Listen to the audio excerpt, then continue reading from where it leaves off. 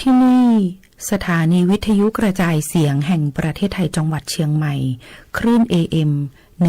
1,476 กิโลเฮิรตซ์ทำการส่งกระจายเสียงจากอาคารเลขที่ 49 ถนนประชาสัมพันธ์ตำบลช้างครานอำเภอเมืองจังหวัดเชียงใหม่ทำการส่งกระจายเสียงตั้งแต่เวลา 5 นาฬิกาไปจนถึง 24 นาฬิกาเป็นประจำทุกวันค่ะและต่อจากนี้ไปขอเชิญคุณผู้ฟังติดตามรับฟังรายการต่างๆที่น่าสนใจของทางสถานีได้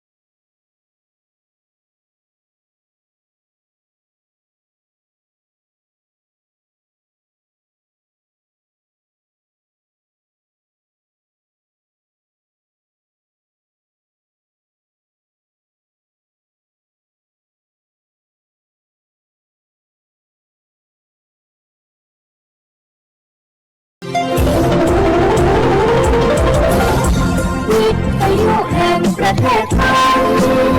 ให้ความรู้กู้ความสุข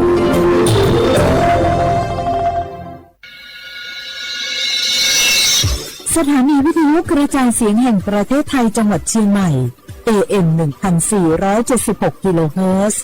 สถานีวิทยุภาคภาษาชาติพันธุ์แห่งเดียวในประเทศไทยที่มีความทันสมัยเชื่อถือได้สร้างอัตลักษณ์กลุ่มชาติพันธุ์สู่สากล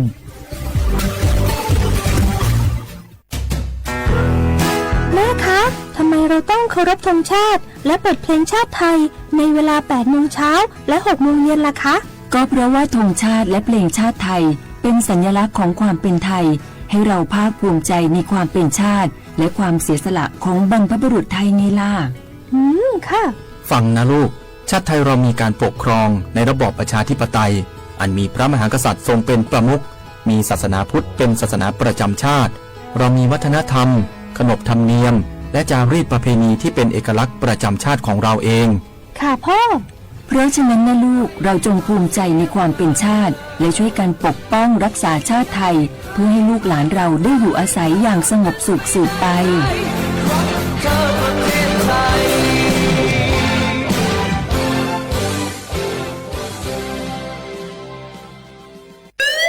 คุณผู้ฟังคะทุกวันนี้มิจฉาชีพมาในรูปแบบใหม่ๆมากมายที่เราอาจคาดไม่ถึงผมเนี่ยก็เคยโดนมิจฉาชีพโทรมาบอกว่าเป็นเพื่อนสนิทแล้วขอยืมเงินโชคดีนะที่เพื่อนคนนั้นอยู่ด้วยกันกับผมเลยรอดหนูก็เพิ่งโดนโทรมาบอกว่าเป็นตำรวจบอกว่าหนูมีคดีเกี่ยวข้องกับยาเสพติดแล้วก็ต้องโอนเงินไปเพื่อเคลียร์คดีโชคดีที่ตั้งสติแล้วก็ตรวจสอบก่อนไม่อย่างนั้นเงินเก็บหนูคงหายหมดแน่ๆเลยหากมีคนอ้างว่าเป็นเจ้าหน้าที่หรือให้โอนเงินอย่ารีบเชื่อต้องตรวจสอบข้อมูลกับหน่วยงานโดยตรงห้ามโอนเงินหรือให้ข้อมูลส่วนตัวเด็ดขาดและอย่าลืมนะคะว่าถ้าหากพบข้อความหรือโทรศัพท์แปลกๆให้แจ้งเจ้าหน้าที่ที่สายด่วน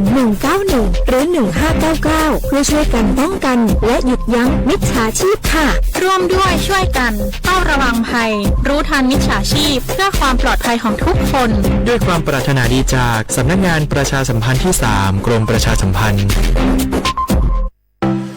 ปีลาเจ้าหยุดยาวปีนี้ปีปิกบ้านก็ปิกกาปิกเติมหาที่บ้านไม่ได้ปิกมาหลายปีแล้วใครไปกอดก็อุ้ยแม่อุ้ยแล้วโอ้ดีใจขนาดเลยมาตั้งเส้นใดน่ะรถนักขนาดกำลังพอเส้นทาง GPS อยู่เนี่ย มันชอบปลาหลงว่าจะเลือกเส้นทางลับแล้วก็พอเส้นทางเลี่ยงที่มันมีจุดบริการประชาชนต่างๆเอาว่าเป็นเช็คหรือยังเจ้าเรียบร้อยแล้วเป็นน้ำมันเครื่องน้ำมันเบรกน้ำมันเกียร์ผ้าเบรกลมยางไฟรถพร้อมขันงาดจะฟังติ๊กพวกเมื่อเจ้าเลยแต่ว่าแหล่เนี่ยที่มาการจะพาไปเลี้ยงว่าจะไปแดนส่งตายอย่างน้อยโอ้บ่ได้เนอะเกียร์รถพร้อมคนขับก็ต้องพร้อมตัวนอนน้อยหลับในเรือรถป่งเข้าข้างทางได้ไปโรงพยาบาลเต้นนะแต่อันไปละเดี๋ยวเช็คเส้นทางเสร็จพี่จะไปนอนละติ๊กบ้านปลอดภัยนะพี่เดินทางปลอดภัยใส่ใจกฎจราจรด้วยความปรารถนาดีจากสำนักงานประชาสัมพันธ์ที่ 3 กรมประชาสัมพันธ์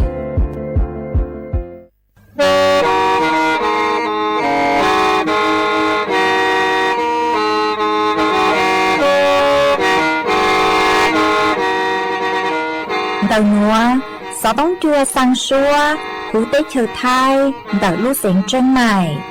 lũ chay hà lùng mong inu tế hà o già giáng sơn chú tế hà thầu sư hở chữ tính chú trao tính giáng tròn đu tế hà thầu sư hở cầu sang tính chú cầu gì tính trong tờ nợ sáng em kế ý chánh bao bùa sang chậu trào kHz đầu nó mong do bé lùng mong suốt lời so cá nương tàu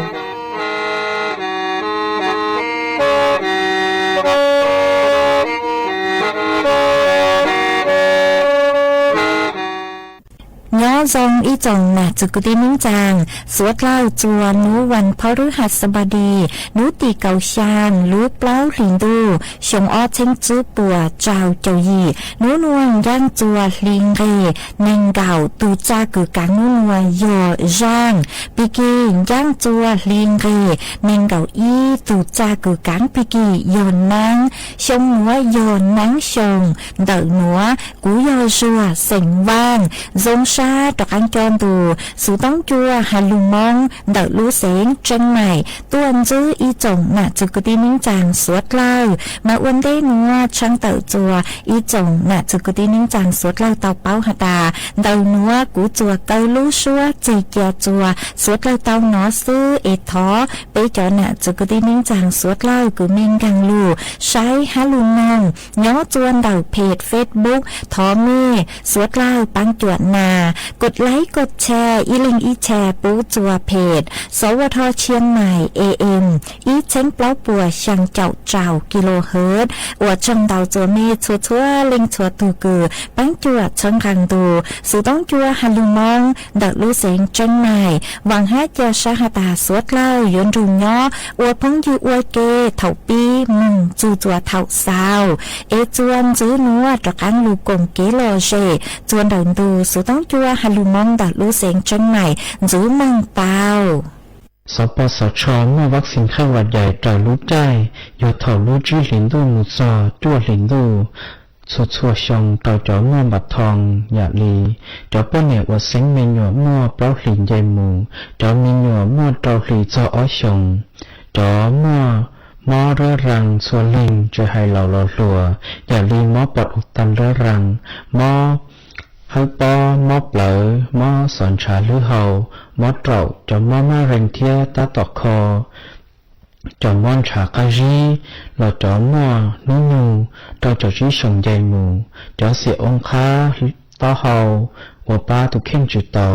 จอมอรุทาลัสซีเมีย HIV เทียบจอดหยาเท่าอีโปกิลูมุงสีตอนดาวสปสชเบอร์สตงยออีเปเปศูนย์สปสชเขตเชียงใหม่ยอศูนย์จีเปอยีจีเปจีจีด้วยนอนหลักถึงมองบาสต้องเจ้าจอถูกหลดยั้งยาวอีเจ้าสุนเทียจอมัวมอลือเฮายาวอีเปอเป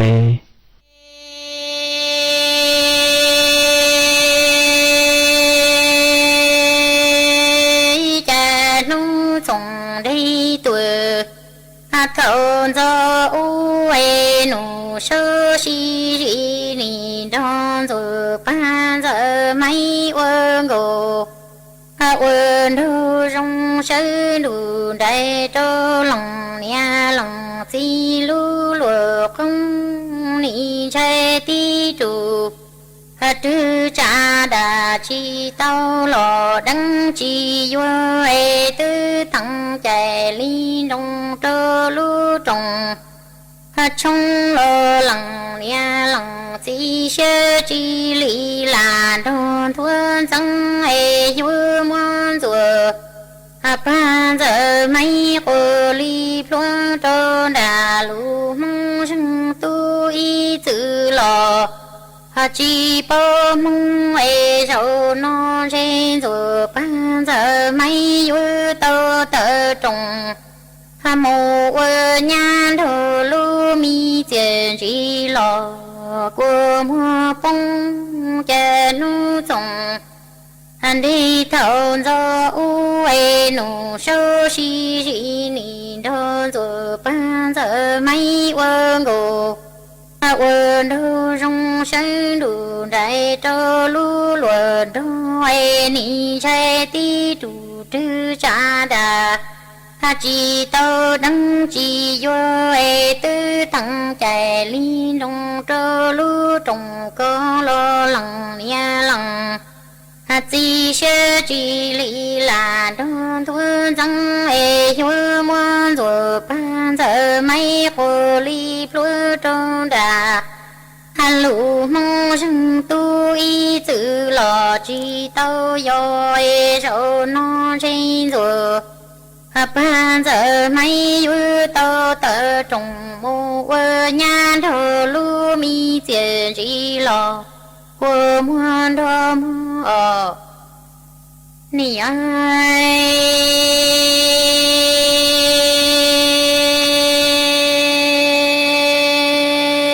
cha rồi ba giờ mấy chi tiền han ra nhà tuổi lô tan đô mô tao đà lũ mong rừng tu phải con rồi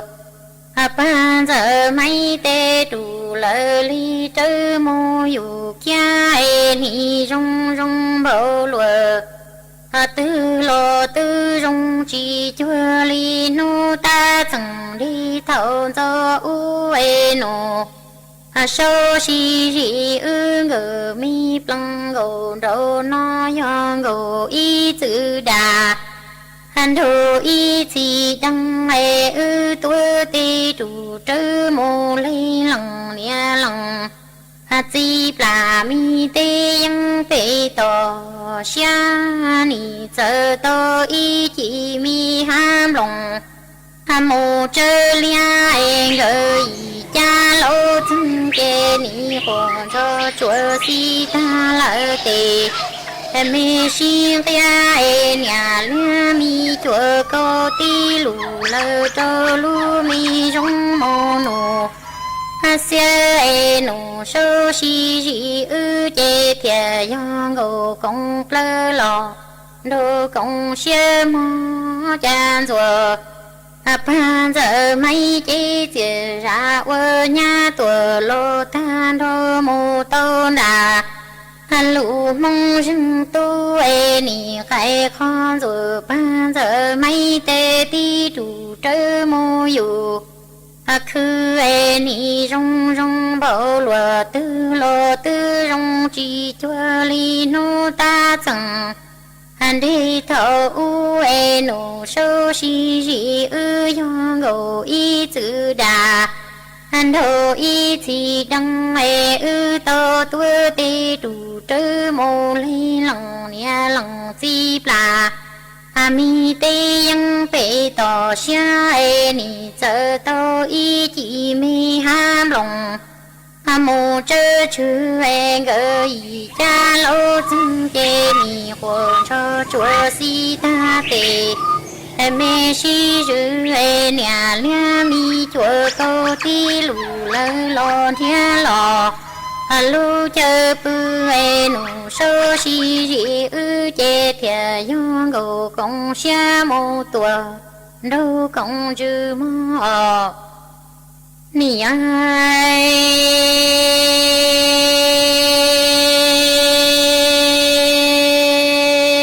cha tùa ba giờ mấy chi từ ra nhà tùa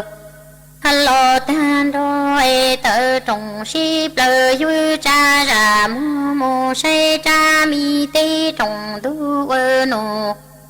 sô si nhỏ ai lu mi tỏ trong hậu bê chê ni lô tơ tin ru rô tơ đô nhỏ chi tơ chung cha rô ban tơ mấy ni dùng xuôi sông yu yang bia bia nằng nó cú ni đà chi tơ đăng chi vơ nụ sâu si lò tu sự loài chi chỉ ra vơ nhà tuổi lô tan đô trên chi vơ mua nụ sâu si do luôn đủ chế thở ly plơ đủ quê thở trùng si plơ chế yu sông ya yu li yang mô đô nhà chung lò mi yu qua cha yu pan giờ mấy chi chỉ ra ơ nhà tuổi lo tan đô tờ trồng si plơ yu cha ra mô say cha mi tê trồng thu nụ sơ si nhỏ chê lu mi tỏ trong hậu bê lu tơ tí ru rồi y yu chợ đỏ nhỏ chi chợ dâu rồi pan giờ mấy ly sông yu yang tia tia nằng nó cú ni đà chi tơ đăng chi yu nụ sơ si lò tu sự đâu chỉ chỉ ra ở nhà tuổi lô tan đô trên chi vua mua nụ sâu si do luôn đủ chế tờ ly plơ đủ châu tờ trồng si plơ chế vua sân nhà vua ly dân môn đô nhà chung lò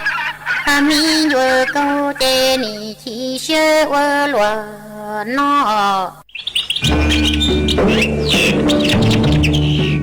lũ sáng tranh mày thó kế công ty suốt lầu chó lấu lưu sư bán chùa tí thái tăng phu á ồn há cho phó chùa cử chư rồng luôn đầu kế lấu sư lê lấu há rống lấu lông thùa lấu la lấu tê vì do cho nụ chứ bố mua ma trà càn chứ bố của mua kế lấu chứ nụ tỷ y lũ y lìn đô xong ó chênh chứ bùa trào trầu gì mong chứ nú tì cầu chư lú chư liền đô xong ó chênh chư bùa trào châu dị nữa do lên tư cư dũa lão dũa chủ tàu lôngทะเบียน thó kế khén luôn đầu chó nụ chư bùa ผ่านระบบไฟดีอวนเด้do lên tư chư nông lưu chỉnh lão dũa mua lú chữ châu cầu ham lùa chữ khao lên đầu ó chênh chữ buồn bà là sư tê thầu của dũa cầu ham lùa tứ sư lú sáng tranh mày châu kế sứ technology lù bánh chùa chuồn đầu tê khai giả ha tên lông khùa lù tí thái chữ bố của mua kế lão mừng chuồn giữ giáng tỏn đê ha chữ tăng lên đầu dũa ua chùa mua chó phối chùa rồng mừng tăng ít chỉ do bù hạ tà mua lên từ cứ nhẹ lão mua bánh sử cỏ tàu chuồn đầu chó nụ chứ chùa tung bờ sú tôm sùn chữ bê ý o gì sùn gì lo sư ý chua ý đào tàu chua lú sư hậu mình gọc lái chua mòn chuan giữ núa yếu múa y sang lụt bao cho lụt thang chua bế sốt lao tàu bao hạt chuồn đầu chó tốt nên cư hậu chó lùa giếng phai phá do hạt tà mi hậu chua đầu tiên khỏi chơi cư ở พื้นที่สาธารณะcư bố chú bố chua hậu mà cư yếu trồng lùa mà bế họ lùa say hạt tà yếu trồng lùa bảo lì chàng mà châu lì cư chú chai cư tàu tua tí thái hát chú cho lùa giếng phai phá nụ chè cho nụ chú bố hà lì nụ hó hà tà giờ lên tư cứ giờ tu cứ cho lụi giếng phai phá găng tua chuồn đầu tế chiều thai yếu trâu lú trừ cứ câu chụt khao lên đầu cầu sông hai yuan buồn đầu chun bào đầu chó หลวยเย้งไฟฟ้าปุยอยู่มวนเตาตุงเกหาตามวนเบาลีจังนุเจอยู่เตาจองปลัวเตากวนเตาอยู่จุ้มเบาขออ้อนุเจยอหาตาเล่งตือยอตุงมัวจอหลวยเย้งไฟฟ้าอยู่จองลู่จือเกาจือเขาลีไปชงห้ามปลัวจือเขาเลนเตาเจ้าแสนบาทขอเป้นุเจยอหาตาเล่งตือคือยอตูกือ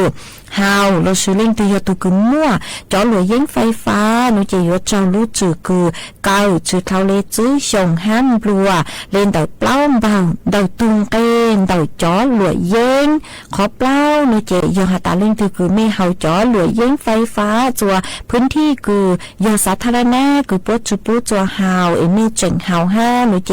ยอจองปลัวจือเขาเลนเตาจื้อเชงบ่ามานเตาหนัวกูยอจู้ใจตีท้ายจื้อจอหลวยเย้งไฟฟ้าเอกุมัวจะหลุดถังอวดเก็บเป้าเลยนัวโจเป้สุดเลยเตาเป้าเลยนัว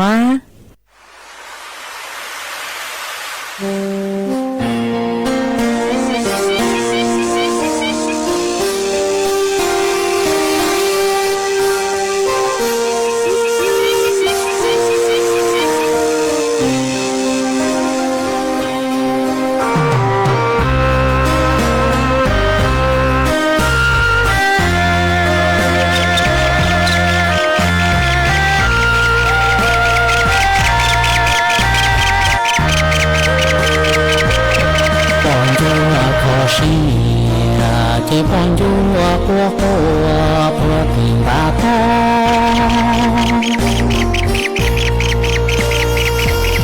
พอกู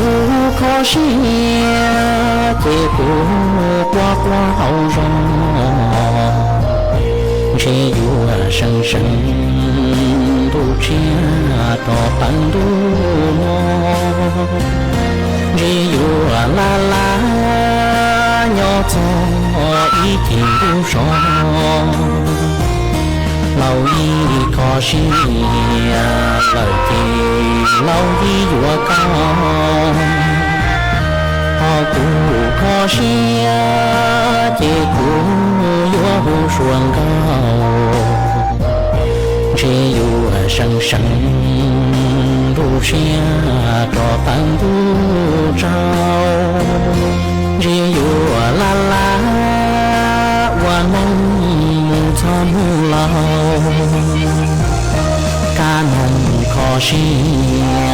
chỉ ca nồng qua từ lời rụng họ cụ khó xì chỉ cụ không có bị trong chỉ dù sân sân luôn nghe cho thời núi sông hoa nắng nhua nhua chỉ xiên gió ly chân lâu y có xì lời kể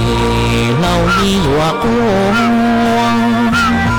họ cũng có xì chỉ cũng trang dâu sang xuân chỉ dù sân sân đu na cho tăng đu khoa hoa nắng nhua nhua xiên chỉ lo lo quan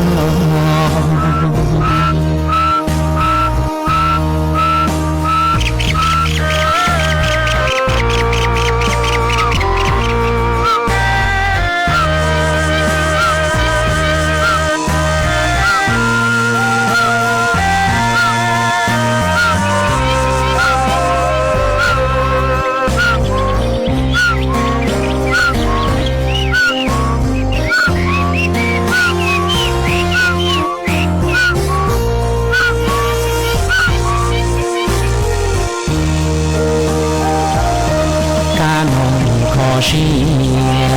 chỉ cả năm qua bị lời rụng họ cụ khó xì chỉ cụ không có bị trong chỉ dù sân sân luôn nghe cho thời núi sông hoa nắng nhua nhua chỉ xiên gió ly chân lâu y khó xia lời thề lâu y hoa cuồng khó cũ khó xia thế cũ trang dâu sang xuân rê yêu sông sông na trò tăng tu khoa rê yêu la la hoa nâng nâng son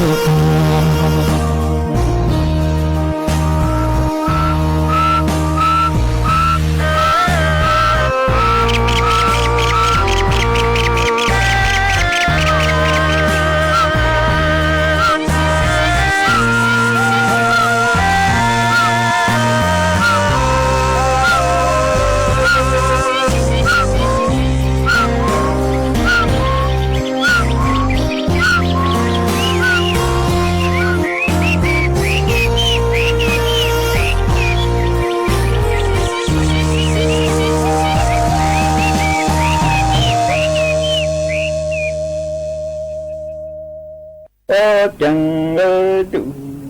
vô sang cầu có tăng ấy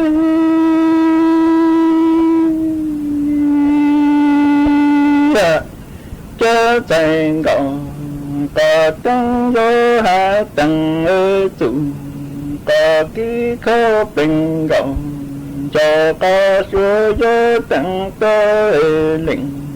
na lệ tư tư mình chẳng nè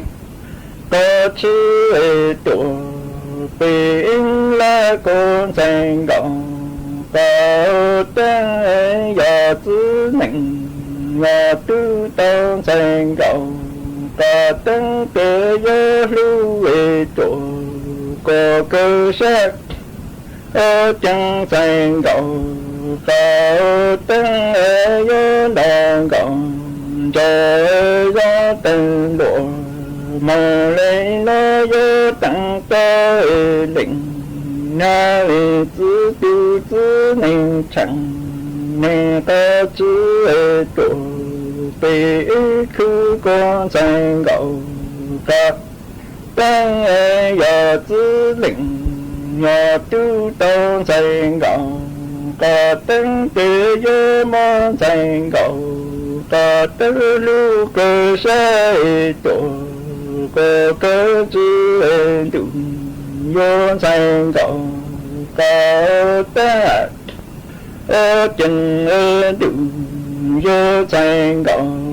có tên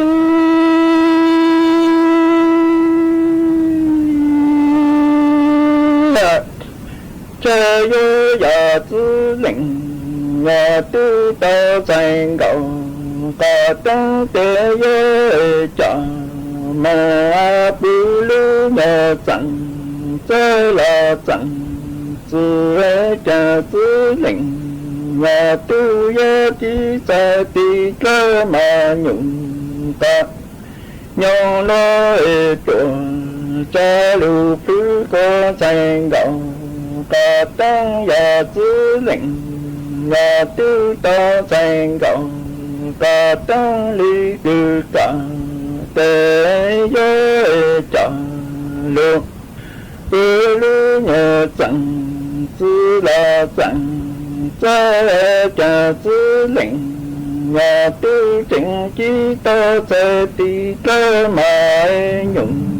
ta nhung tuổi cha lưu ta sang cầu khó ta ở chân đủ vô sang cầu có ta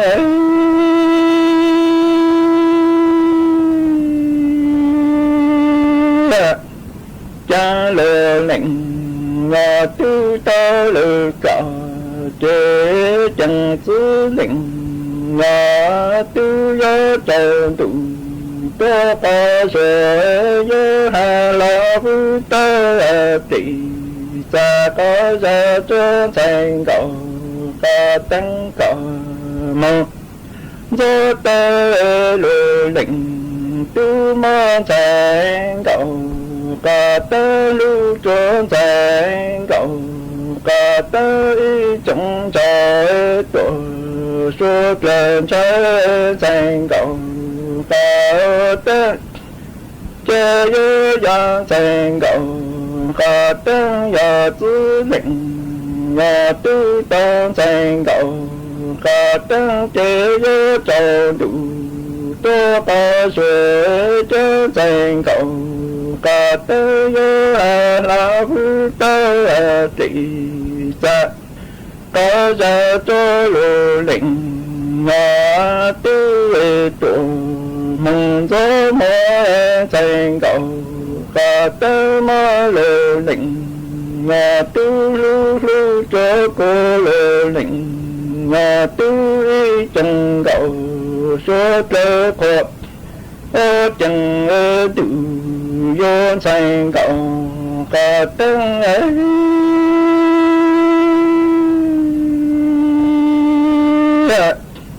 cha cứu ta lời cả trên thành cầu ta tới gió mong ô lưu nhờ trí chẳng sẽ là chẳng sự ô sự lệnh có chơi ô nệnh có nhưng nó trụ mà cho sự lưu về mọi tăng y lưu ngoài chẳng là lưu bi lý do chẳng đủ ta đi cho số bình chính trình cơ cho thành cầu cả tăng nhà tư lệnh nhà tư tăng thành cầu cả tăng chế ý do mong hoa lưu trí là chẳng tư là chẳng chơi tổ cả sáng cơn thành cầu cả tăng ý lưu ngờ trọng cứ lưu bị lý do chẳng đủ cả đi cho sẽ tổ về chứ sinh đủ do thành cầu cả tăng lệ chơi với do thành cầu cả tăng ấy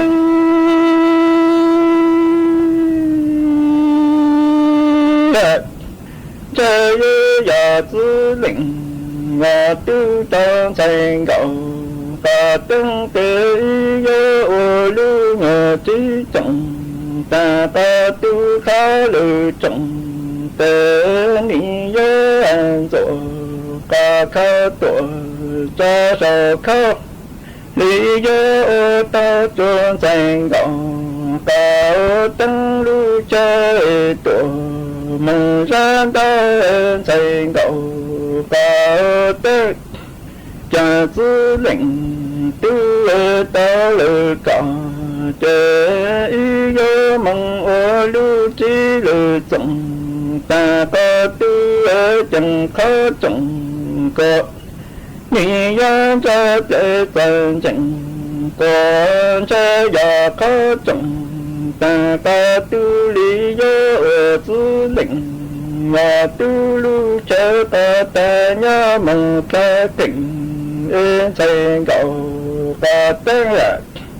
chơi đủ vô thành cầu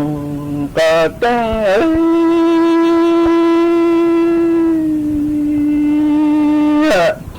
cha tư lệnh tư ý lý vô mong ô ta ta lự cả tế vô lưu lưu thành cầu cả tân chỉ cha lưu cả chạy là ư có mơ với sự đủ cả lại nó cho chẳng ê tạ có lý do chữ nhà cả nè cả tư lý do sở tư lệnh nhà tư y tì nhà có do sở trả sở có sư ê tổ mong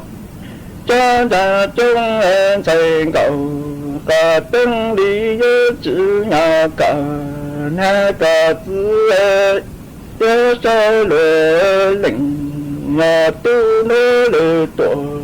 y tì cú em thành cầu cao tăng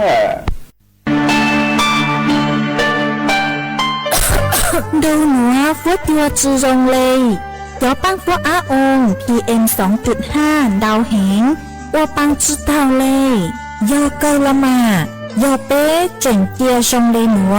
ยัวอัวจัวมั่วเต้งเหม่งจัวสวดเหล่าหาจอตู้ฉ่างเต้เธอรู้เก๋เตาชื่อตังเล่นเดอเศรษฐกิจจือจงฮาเอเป้ยัวชื่อตังเราเต้งเหม่งเลยจางย่องย่องหยีซื้อลูปี้จวนเดายูทูเข่งชอบเหลาเต็มล่องครัวเต้ขยะลูกหลงเต๋าเก๋อวล่าอวเต้ชอบเหลาลูซื้อเก๋ไถ่เผาเต้หมอเต็มล่องครัวลูอวดตีจะลูซื้อปังตีไถ่สัวเตายอปูมั่วเก๋เหลาหาจัวจอหนูจื้อเจ้าหน้าที่มึงซื้อปังตัวหาซื้อปังจอยสงตรงอัวกว่าปัวจัวซองเจจอตู้ฉังเต้เธอยัวตัวฉังจ้องกลัวปูยอสวดเราซื้อปังเลยหนัวหัวตัวย่งหัวทรงตัวยอเกิดลูกซื้อปังอัวกว่าปัวจัวซองจวนหนึ่งไทยหาจอตู้ฉังเต้เธอ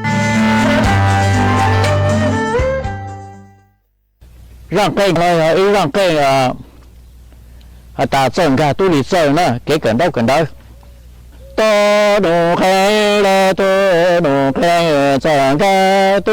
lì trồng là yếu một cần đâu dù đi cây sữa trồng ra tu lì trồng là yếu một cần đâu dù đi cây to trở ra tu đi trở là yếu một cơn đau tu là số tiêu trở ra tu đi trở là yếu một cơn đau tu là số trong là trở ra tu đi trở là yếu một cơn đau tê cổ lầu yo mo to tu chu me ke can da cho con go to da ba cha ga tu li cha la qua na yo mo to tu chu me te ke can da to da te la cha ga tu li cha la yo mo can da lý cơ sự yo mo can da lý cơ ta cha ga tu li cha la yo mo can da ta ba cha la yo mo can ta ma sư ta ga tu li cha la yo mo can da lý ta Indo tờ là tôn đông vi lô chẳng ra tu đi chờ là đi công liên biên gian xa còn đi cho im bà tê là tì tô nè chẳng ra tu đi chờ là đi công tổ liên biên Rõn cha còn đi trong làng thu chẳng ra tu đi chờ là sở lưu này khó là trên là tư là tì tô nè sở đi trên yo rù lô rô sở đi trên rù lô rô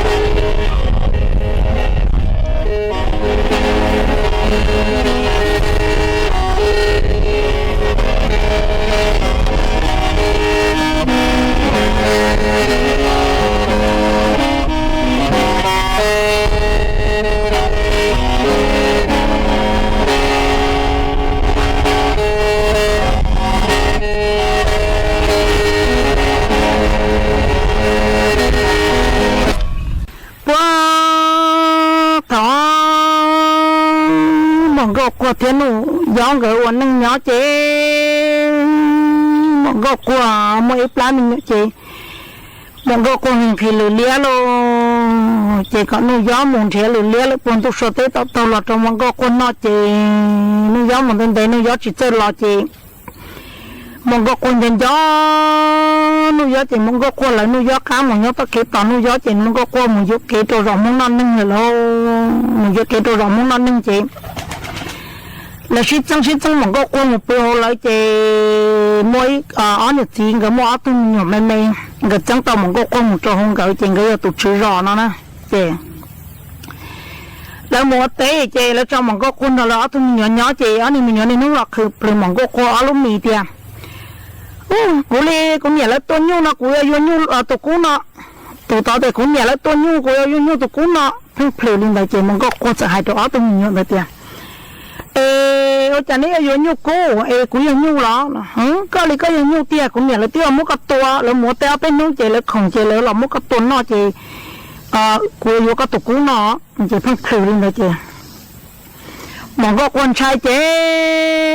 mong có kiếm mong có sống thá luôn, kiếm mong có sống thá chứ, ít chắc chỉ nên muốn ăn nên là cho chỉ bảo mong có chỉ là chỉ ăn nên nhiều chỉ ăn nên nhiều chỉ sai chứ nên một nhũ khét đi là mà nếu chỉ tao một nhũ cũ lo nó chỉ ở đây mình nhũ chỉ bằng gỗ con trên trai chỉ gỗ quá chỉ tới tụi chỉ thay nạp cho lo tôi nó là chấm lấy sống tha chỉ thay nạp cho đó bằng gỗ qua tiền bằng gỗ qua đã chi bằng gỗ qua tiền có chỉ bảo ở tới nó cô tổ chức tôi muốn cô khi lừa lia cô tổ chức tôi muốn chơi lừa lia đó cô nói tôi chỉ nói cô là cá tôi chơi cô tổ chức chứ nó cô tôi vô kia tôi làm món ăn nưng là vô món cô tôi nó để cô tôi chỉ sát tôi là mà tôi thay nạp cho tôi tiền mong có qua giờ lia cũng bắt đầu con nó có một cái vô cô mà mong có qua tiền có bắt đầu cô chơi cô vô có tiền thì tại là cho tiết giá cho sáng được quá thì cá chuột thì muốn mong có khối cho mong đó thì tại là cho nhóc thì cá chuột luôn thì muốn nhóc chị nó gió là cho chế chỉ bảo mong có khối rồi nó gió có khối thì là nhóc mong có khối thì một giờ tao nó gió tụi mình tu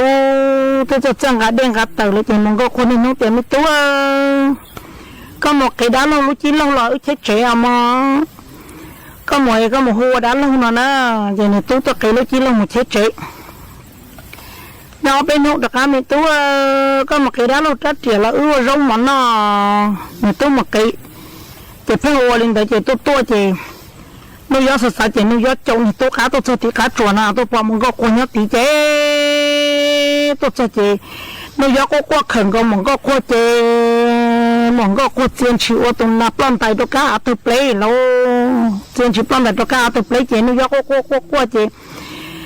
nó gió thật thảo mong có cô nó gió không mong có cô chế mong có cô thiết tiền nó gió này nó gió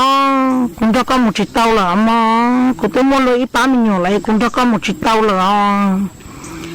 nó gió thiết tiền mong có cô cái con cho cô chó chiếc tàu mong có cô tiền cũng tôi yêu tàu lấy 8 mình nhiều lại cũng chiếc chó là mà có chuyện gì của mặt cho có một sai xe có một cái tàu cho cô họ trò của mặt cho có một sai xe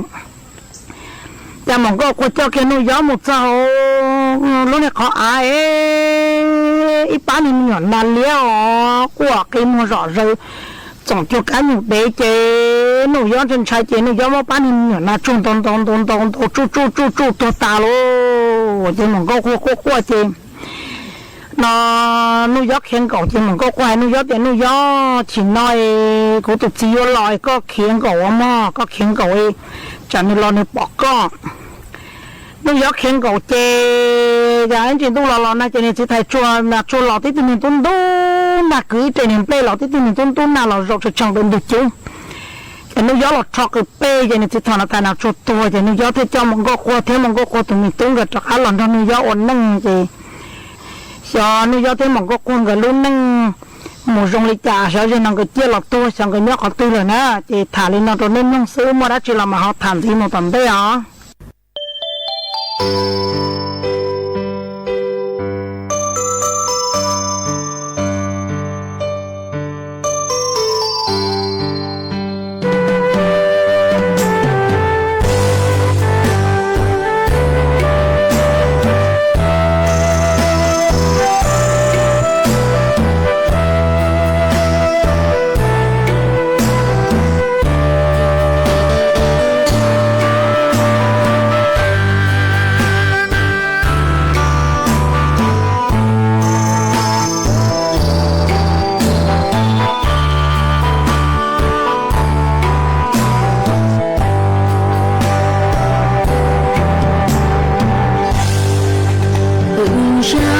đã nằm xì lưu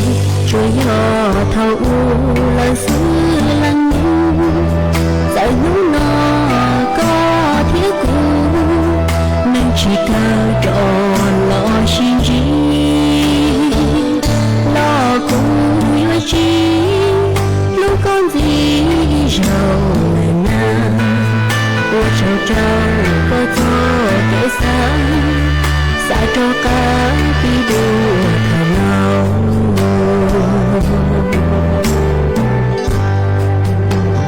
răng đã nâng đầy chi tu pro pin họ cũng chiến rồi những nói cho chi tu lo chia uổng câu buồn đau dọn kể chi rong đi năm kia lý chi tu họ có lời yêu đâu cũng kể trong lưu che yêu trời chua con trâu nhận chùa trăng ba mình lọi nhớ qua kia lũ nắng những chi cạn đê liều nắng của chua dù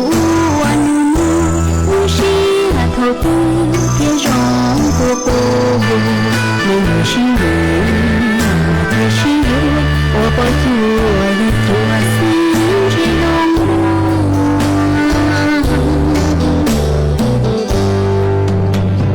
ra đã nâng xì lưu thì lo muốn cho lúc xì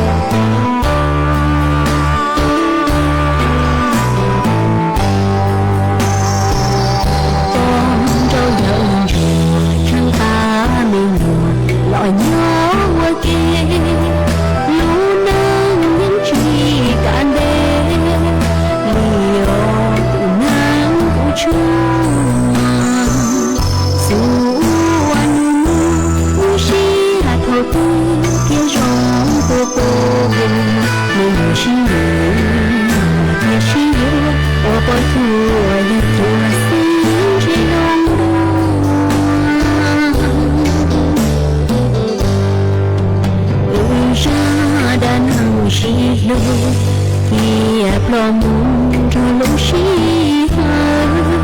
thì muốn nó chỉ khó thở thiên đô xìa lâu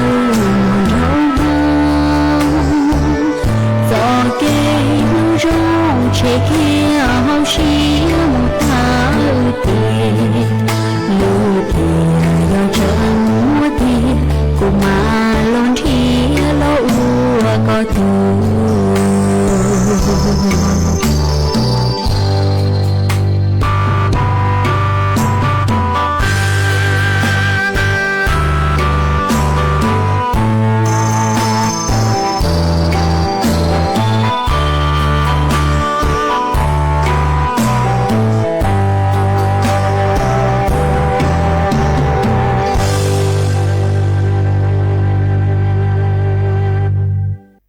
có luôn nấu nhiều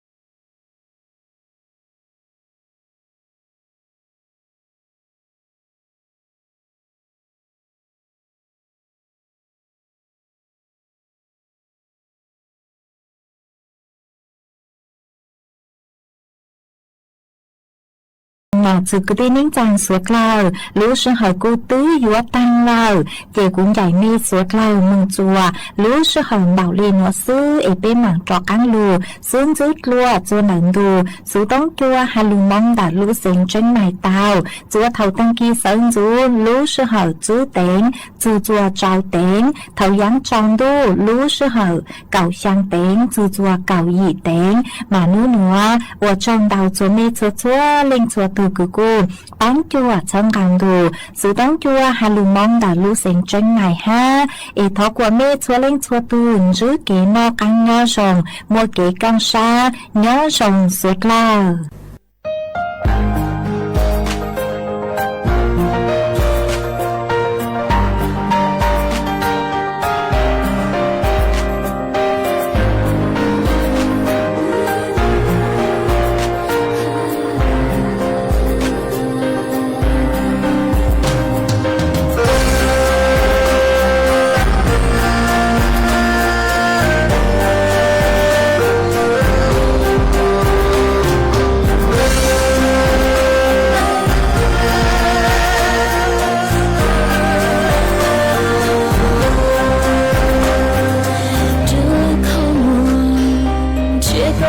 chờ chỉ bỏ có của yên sa có tay không nhớ chỉ chúa yêu đã mua chúa yêu tao tuôn đi tay theo ư chỉ lưu rồi sẽ khó chờ nó có lũ xuống chỉ yêu cho kén bao số lòng xưa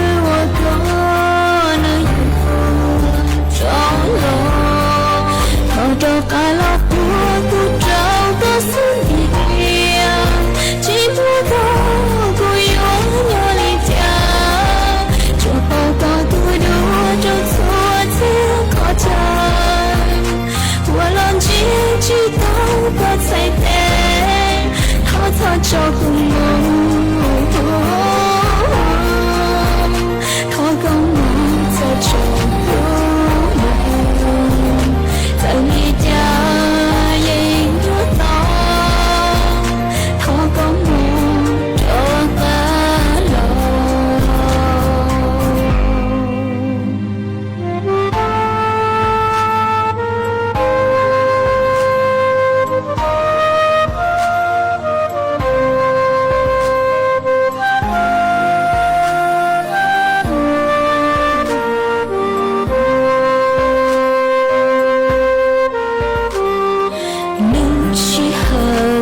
chỉ tiếc cho cả thiên lý lòng chỉ tao đã chỉ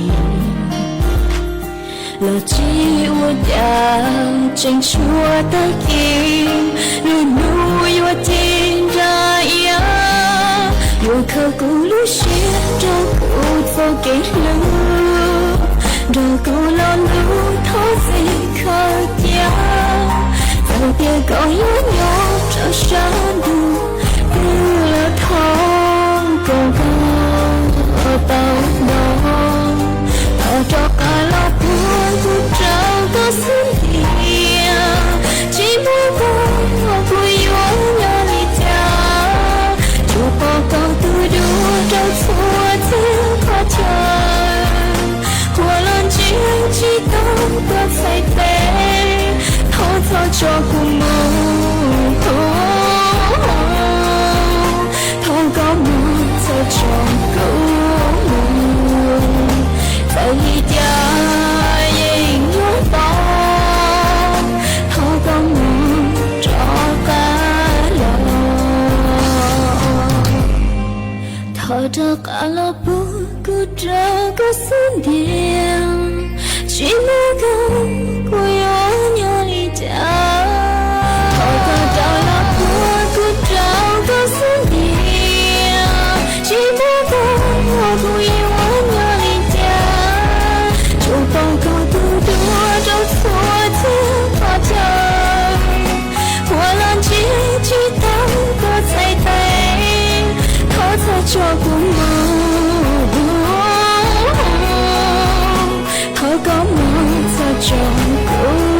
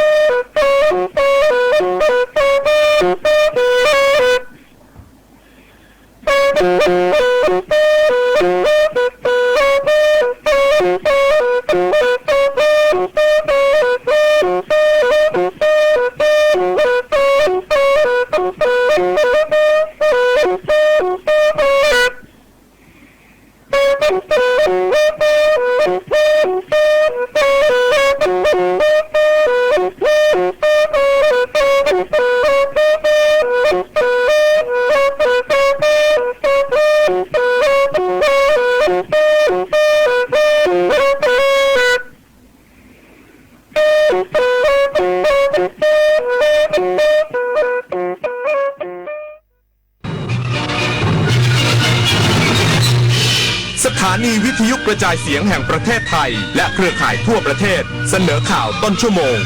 รู้เร็วรู้จริงเกาะติดทุกสถานการณ์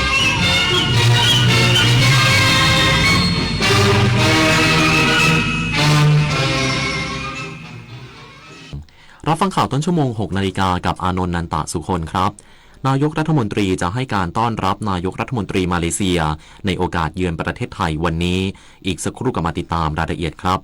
มหาสงกรานต์มหาครอบครัวคนที่รักรอคุณอยู่นะครับก่อนออกเดินทางไกลอย่าลืมเช็ครถคนขับต้องพร้อมเมาไม่ขับไม่ใช้โทรศัพท์ขณะขับขี่คาดเข็มขัดนิรภัยสวมใส่หมวกกันน็อกขับช้าแต่ถึงชัวร์เพื่อความปลอดภัยของตัวคุณและเพื่อนร่วมทางเปลี่ยน7วันอันตรายให้เป็น7วันแห่งความสุขด้วยรักจากใจสถานีวิทยุกระจายเสียงแห่งประเทศไทยกรมประชาสัมพันธ์ดื่มไม่ขับกลับบ้านปลอดภัยนะคะ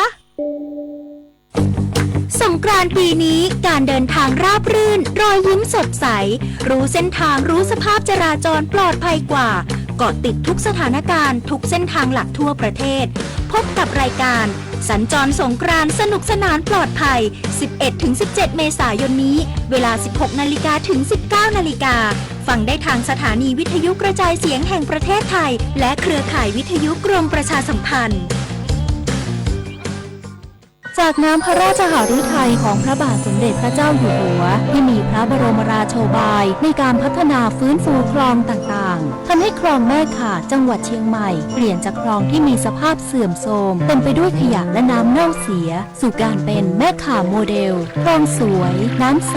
ไหลดีชุมชนมีสุขต้นแบบโครงการจัดการคูคลองในแหล่งชุมชนเพื่อสภาพแวดล้อมที่ดีและพัฒนาคุณภาพชีวิตของประชาชนอย่างยั่งยืน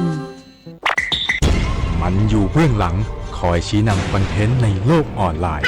น่ากลัวมากมันคืออัลกอริทึมที่คอยคัดเลือกเนื้อหาที่เราชอบให้มาปรากฏซ้ำๆน่ากลัวก็เพราะว่าหากไม่รู้เท่าทันเราจะรับข้อมูลด้านเดียวและมีอคติรู้ทันอัลกอริทึมอย่าให้อารมณ์ร่วมที่มีในเนื้อหามาบดบังสติปัญญาอัลกอริทึมจะไม่มีทางเก่งไปกว่าเรา นายกรัฐมนตรีจะให้การต้อนรับนายกรัฐมนตรีมาเลเซียในโอกาสเยือนประเทศไทยวันนี้พร้อมหารือติดตามและผลักดันความร่วมมือทวิภาคีระหว่างไทยกับมาเลเซียให้ก้าวหน้ายิ่งขึ้น วันนี้นางสาวแพทองธารชินวัตรนายกรัฐมนตรีจะให้การต้อนรับดาโตสุริอันวาอิบราฮิมนายกรัฐมนตรีมาเลเซียที่ทำเนียบรัฐบาลในโอกาสเยือนประเทศไทยโดยการเยือนครั้งนี้มีเป้าหมายเพื่อหารือติดตามและผลักดันความร่วมมือทวิภาคีระหว่างไทยกับมาเลเซียให้ก้าวหน้ายิ่งขึ้นภายหลังจากที่นางสาวแพทองธารชินวัตรนายกรัฐมนตรีได้เดินทางเยือนมาเลเซียอย่างเป็นทางการเมื่อวันที่ 16 ธันวาคม 2567 และมีการหารือทางโทรศัพท์ระหว่างผู้นำทั้งสองเมื่อวันที่ 5 เมษายน 2568 ที่ผ่านมาโดยประเด็นสำคัญที่จะหารือและติดตามความคืบหน้าได้แก่การพัฒนาโครงสร้างพื้นฐานด้านคมนาคมการส่งเสริมความเชื่อมโยงระหว่างกันทั้งการค้าการท่องเที่ยวความร่วมมือด้านความมั่นคงการพัฒนาพื้นที่ชายแดนและเสริมสร้างสันติสุขในพื้นที่ชายแดนภาคใต้ของไทยมาเลเซียตลอดจนการประสานความร่วมมือกับมาเลเซียในฐานะประธานอาเซียนเพื่อขับเคลื่อนความสัมพันธ์ระหว่าง10ประเทศตามกรอบข้อตกลงต่างๆในที่ประชุมหลายระดับในภูมิภาคทั้งนี้การหารือร่วมกันระหว่างนายกรัฐมนตรีไทยกับนายกรัฐมนตรีของมาเลเซียในฐานะประธานอาเซียนจะทำให้ภูมิภาคอาเซียนมีความแน่นแฟ้นยิ่งขึ้นซึ่งเป็นแนวทางสำคัญในการเจรจาในทุกมิติกับประเทศนอกอาเซียนผลิตนาถขวัญแสนสุขรายงานสำนักงานเจ้าท่าภูมิภาคสาขาเกาะสมุยแจ้งเตือนชาวเรือให้ระมัดระวังในการเดินเรือเนื่องจากมีคลื่นลมแรงและฝนตกหนักบริเวณอ่าวไทยตั้งแต่วันนี้ถึงวันที่ 22 เมษายนนี้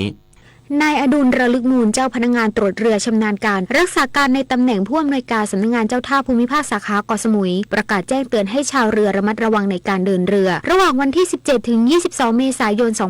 2568 เนื่องจากลมตะวันตกและลมตะวันออกเฉียงใต้พัดปกคลุมอ่าวไทยส่งผลให้ทะเลมีคลื่นสูงประมาณ 1 เมตรบริเวณที่มีฝนฟ้าคะนองคลื่นสูงมากกว่า 2 เมตรขอให้ชาวเรือเดินเรือด้วยความระมัดระวังและหลีกเลี่ยงการเดินเรือในบริเวณที่มีฝนฟ้าคะนองเรือที่มีความยาวต่ำกว่า 9 เมตรควรงดออกจากฝั่งทั้งนี้สำนักงานเจ้าท่าภูมิภาคสาขาเกาะสมุยได้จัดเจ้าหน้าที่ประจำท่าเรือต่างๆเพื่อกำกับดูแลความปลอดภัยในการเดินเรือตลอดจนจัดชุดเรือตรวจการลาดตระเวนเพื่อป้องกันการฝ่าฝืนการออกเรือที่ขัดกับประกาศของจังหวัดสุราษฎร์ธานีเรื่องให้ระมัดระวังในการเดินเรือตามมาตรการความปลอดภัยรวมทั้งมีการจัดเจ้าหน้าที่รับแจ้งเหตุฉุกเฉินที่สายด่วน1199ตลอด24ชั่วโมงวรกมลนาคเพชรพูลสวทสมุยรายงานกรมป้องกันและบรรเทาสาธารณภัยเปิดใช้งานระบบเซลล์บอร์ดแคสต์แล้วพร้อมจับมือหน่วยงานที่เกี่ยวข้องเตรียมทดสอบส่งข้อความเตือนภัยผ่านระบบเซลล์บอร์ดแคสต์ในเร็วๆนี้นายภาสกรบุญยลักษณ์อธิบดีกรมป้องกันและบรรเทาสาธารณภัยเปิดเผยว่าระยะนี้ทั่วโลกรวมถึงประเทศไทยประสบปัญหาสาธารณภัยที่มีความแปรผันมากขึ้นหน่วยงานที่มีหน้าที่วิเคราะห์แนวโน้มสถานการณ์ภัยการพยากรณ์และแจ้งเตือนประชาชนจำเป็นต้องทบทวนหลักเกณฑ์ในการแจ้งเตือนภัยให้ทันต่อการเปลี่ยนแปลงเพื่อให้การแจ้งเตือนภัยสู่ประชาชนมีประสิทธิภาพมากยิ่งขึ้นจึงขอแจ้งให้ประชาชนทราบว่าเพื่อให้รองรับกับสถานการณ์ภัยที่เกิดขึ้นในระยะนี้ปภ.ได้เปิดใช้งานระบบเซลล์บอร์ดแคสต์แล้วถือเป็นการทดสอบระบบในระหว่างที่กำลังพัฒนาประสิทธิภาพให้ทำงานได้เต็มรูปแบบและในเร็วๆนี้ปภ.และผู้ให้บริการเครือข่ายจะทำการทดสอบระบบครั้งใหญ่ทั้งในระดับเล็กกลางใหญ่และระดับประเทศโดยจะได้ประชาสัมพันธ์แจ้งข่าวสารให้ประชาชนทราบล่วงหน้าผ่านสื่อต่างๆอีกครั้ง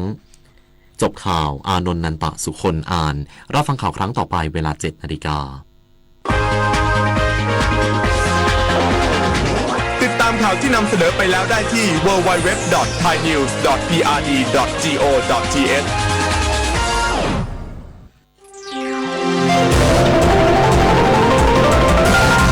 วิทยุแห่งประเทศไทยให้ความรู้กู้ความสุข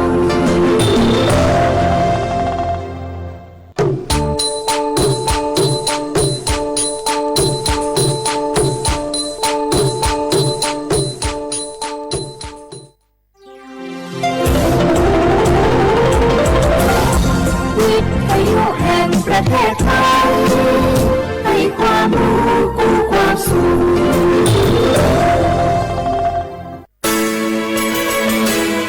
สถานีวิทยุกระจายเสียงแห่งประเทศไทยจังหวัดเชียงใหม่ AM 1476 กิโลเฮิรตซ์สถานีวิทยุภาคภาษาชาติพันธุ์ แห่งเดียวในประเทศไทยที่มีความทันสมัยเชื่อถือได้สร้างอัตลักษณ์กลุ่มชาติพันธุ์สู่สากลใช้สิทธิ์บัตรทองเข้ารับการรักษาที่คลินิกแพทย์แผนไทย30 บาทรักษาทุกที่ได้ง่ายๆทั้งนวดประคบอบสมุนไพรใช้แค่บัตรประชาชนไม่เสียค่าใช้จ่ายสอบถามเพิ่มเติมโทรสายด่วนสปสช1330 30 บาทรักษาทุกที่สิทธิตามกฎหมายของคนไทยให้แพทย์แผนไทยดูแลสุขภาพคุณ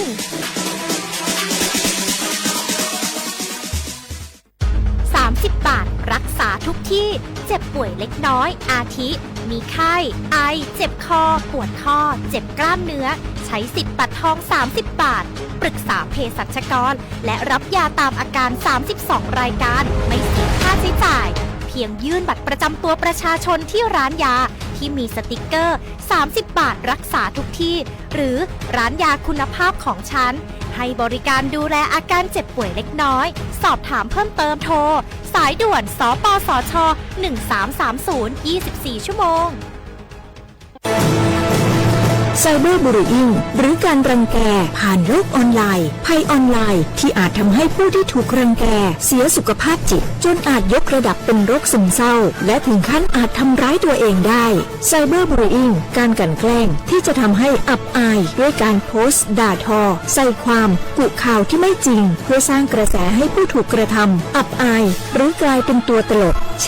ด้วยการโพสต์คลิปประจานหรือคลิปที่เหยื่อถูกรุมทำร้ายรุมแกล้งเผยแพร่ความลับผู้อื่นนำความลับหรือภาพลับผู้อื่นมาเปิดเผยผ่านออนไลน์หลอกลวงคุกคามข่มขู่ให้ผู้อื่นหลงเชื่อเพื่อหวังทำไม่ดีไม่ร้ายหรือหลอกลวงด้วยวิธีการต่างๆสร้างกลุ่มในโลกออนไลน์เพื่อโจมตีกีดกันตั้งเพจแอนตี้โจมตีคนที่ตัวเองไม่ชอบเพื่อการโน้มน้าวให้คนอื่นรู้สึกรังเกียจคนที่ไม่ชอบไม่ให้เข้ากลุ่มอย่าปล่อยให้ตัวเองเป็นผู้กระทำหรือผู้ถูกกระทำเพราะการกลั่นแกล้งรังแกบนโลกออนไลน์ไม่ใช่เรื่องล้อเล่นอาจสร้างผลกระทบที่ร้ายแรงกว่าที่คุณคิดด้วยความปรารถนาดีจากสำนักงานประชาสัมพันธ์ที่3กรมประชาสัมพันธ์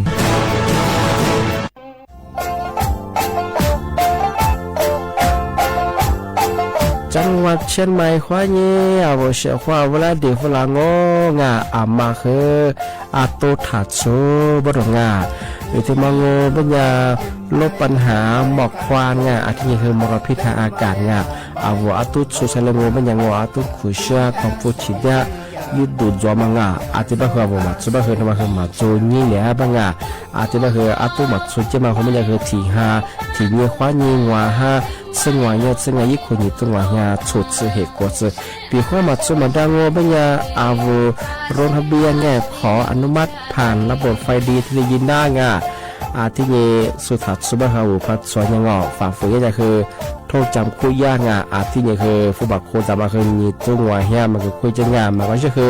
โคจะคูเบื่อหรือจะมาไม่คือจังหวัดเชียงใหม่ก็ยังเลยประกาศยุฟลปีข้าวเชียข้าวอามาอาลีตัวมองมันเนี่ยตัวเดียวพนักงานพมเนี่ยคือเอาโทรแจ้งได้ที่053112880บางชื่อ191ทำมาคือตลอด24 ชั่วโมงที่ทุกคนนั่งงง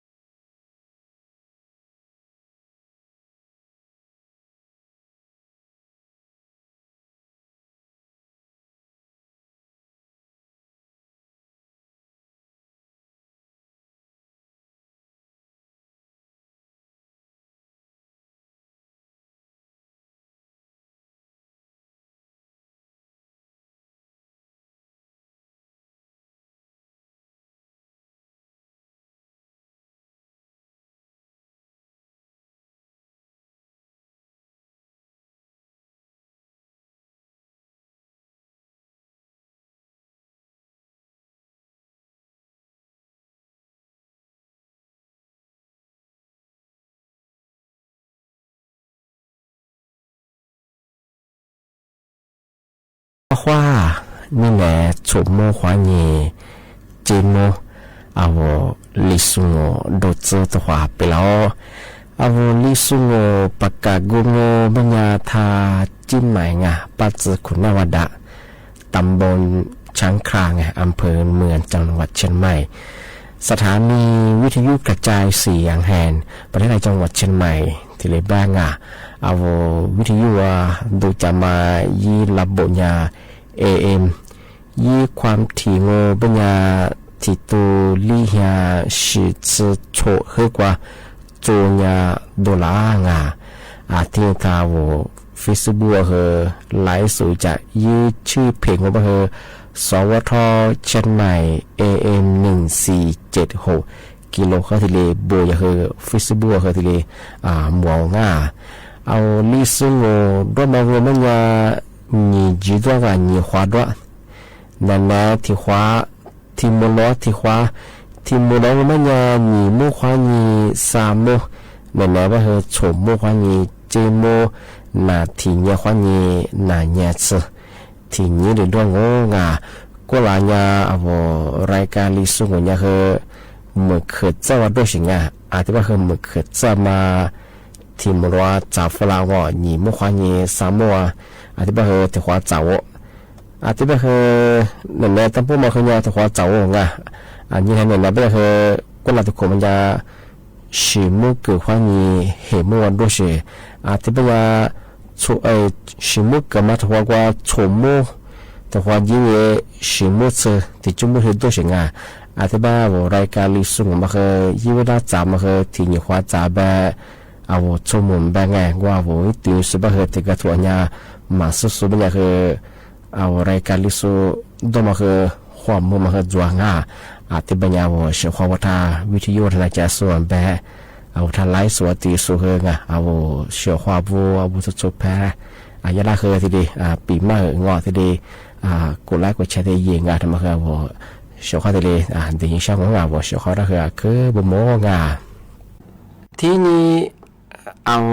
เชื่อความเรื่องว่าทำมาปากกาทำมาสื่อจริงเชื่อปีขวาเจ็บป่วยฉุกเฉินวิกฤตถึงแก่ชีวิตดูปีขว้าวูที่จะที่คือพันดาวไม่ยังไงบางอาชีพอุบัติเหตุมาเกลือไม่ยาเสียสภาพเปียงไม่ยาคุยยาไม่ยังไงโรงพยาบาลอะไรที่มาว่ายีนองประเทศละมังยีชงยีงูไม่ยาใช้สิทธิ์บัตรทอง30 บาทมาอยู่หน้างูอาทิตย์บางวันปัญญาบัตรทอง30 บาทมันปัญญาปัญญามี6อาการที่สามารถใช้สิทธิ์ได้เฉยไงมาที่ว่าจิตป่วยฉุกเฉินมังยุ่งถึงบางวันปัญญาหมดสติ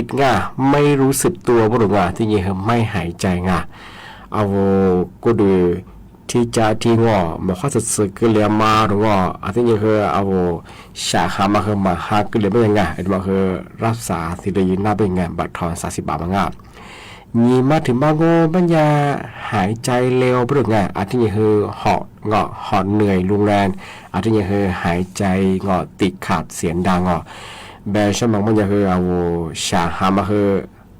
อาทิตย์คือชาหาเมื่อปัญญาที่สมัยปัญญาเอาคือเราก็เอาคือมาคือหอยมาคือโรงแรมยังเป็นยังที่สมัยเป็นยังเอาชาหามาถึงเทบหาเน่าถึงเทบห้ามเน่าอาทิตย์นี้เอาพาหาว่าชาเราบริบทชาคือพาเหมือนเป็นยังจะมายังใช้สิทธิ์บัตรทอง30 บาทมายืนหน้าเป็นรักษาหน้าเป็นสามารถที่มังเป็นยัง7 หน้าอกที่ยังเฉียบพลันรุนแรงไม่ใช่เอามือมาคือพันหนาวเป็นยังคือเยี่ยกามาคือซอยเลยเป็นยังคือสักหนาวเป็นยังมาใช้สิทธิ์บัตรทอง30 บาทที่เดินลัดใส่หน้าเป็นยังที่ถึงมังเป็นยังรีบมาถึงงานมาเหงื่อแต่ดงตัวเย็นดงที่ยังมีอาการชัดลวงเอาอีจีมีเจียมาดงอีจีเจียมาดงที่ยังเอาที่จะที่เอาจีคือตัวมังที่ยังเอากูดิกูมีจะจะกินมังทำไมไม่รับสารใช้สิทธิ์บัตรทอง30 บาทที่เลยยินนะเป็นทำไม 6อาการงามาถึงมาโงไม่ยาเอาชีแพ้และแพ้ดงที่เนี่ยอุปหัดเชื่อมาเฮช่วยมาจืงที่นี่เอากูดูกูมีเงยจะมีเจียมาเฮต่อเนื่องไอ้ที่พัดดังไม่ยาใช้สิทธิ์ไงบัตรทอง30 บาทคือที่ดีลากใส่หน้าไม่ใช่เอาชีไปและแพ้เชื่อมาจุยจะมีเจียมาดงเอาที่จะเที่ยวปกความมาคือชวนนั่งชวนมันจะกินแล้วเป็นไงมาคือใช้สิทธิ์ไงที่เลยลากใส่หน้าไม่ใช่โชมาที่มาโงไม่ยังมีอาการร่วนมีผมต่อการหายใจอันนี้คือระบบการไหลเวียนโลหิตดูอันที่นี้ระบบสมองอันที่นี้สมองไม่ใช่คืออาจเป็นก็จะคืออันตรายต่อชีวิตที่เล็กกินหน้าไม่ใช่เอาไปข้อแยกการมาไอ้ที่เรียกว่าดังไม่ใช่คือมาคือใช้สิทธิ์บัตรทอง30 บาทมาคือที่เรียกใส่หน้าไม่ใช่ของอันนี้มาคือที่โฉดจะมาโฉดจะมาเจ็บป่วยฉุกเฉินวิกฤตถึงแก่ชีวิตคือปัญหาคือภาษาหรือเป็นอย่างไอ้ที่ส่วนสมาธิเฉพาะพักกิเลสเป็นอย่างใช้สิทธิ์บัตรทอง30 บาทคือที่เลยละใส่หน้าเป็นอย่างนุปีว่าโรงพยาบาลในสิ่งนี้อันละมาเยอะเราที่ประเทศหนึ่งยิ่งยิ่งชาว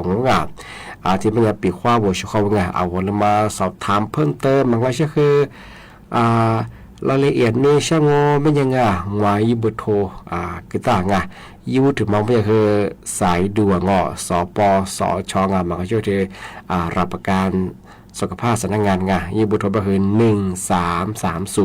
1330ยีมาถึงมาโง่มันจะช่องทางระบบออนไลน์ของมันยี่ไลน์ก็คือสปสชพีไลน์ไอดีก็คือเจอช่องไม่ขึ้นสปสชมันก็คือ Facebook สำนักงานรับประกันสุขภาพแห่งชาติไอซีโบคือตัวเราของของมาเคยยี่ข้อมูลสำนักงานรับประกันสุขภาพแห่งชาติที่ดีสุขภาพอันนี้บางคนเขาว่ามาปีว่าเสียว่าแบงสุขแพ้ตรงประเทศจะโซยี่มีอาการที่ชนจะมาที่เรียกพระดาวมันยังไงไม่ใช่แฉคุยอันมาประเทศอันมันเหนือไปมันยิงชงใช้10 บาททอง30 บาทมาทีละใส่หน้างชง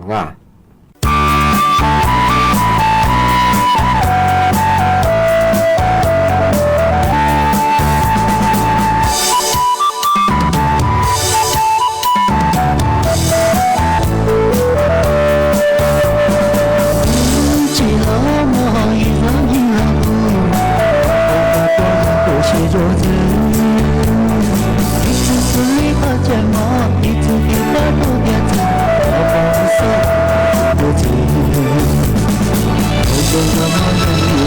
Gõ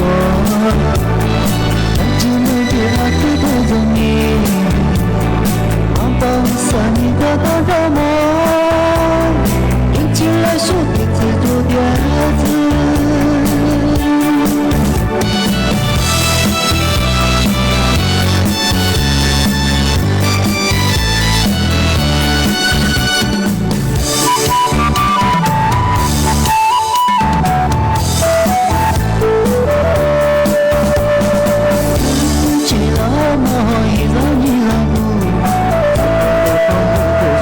lỡ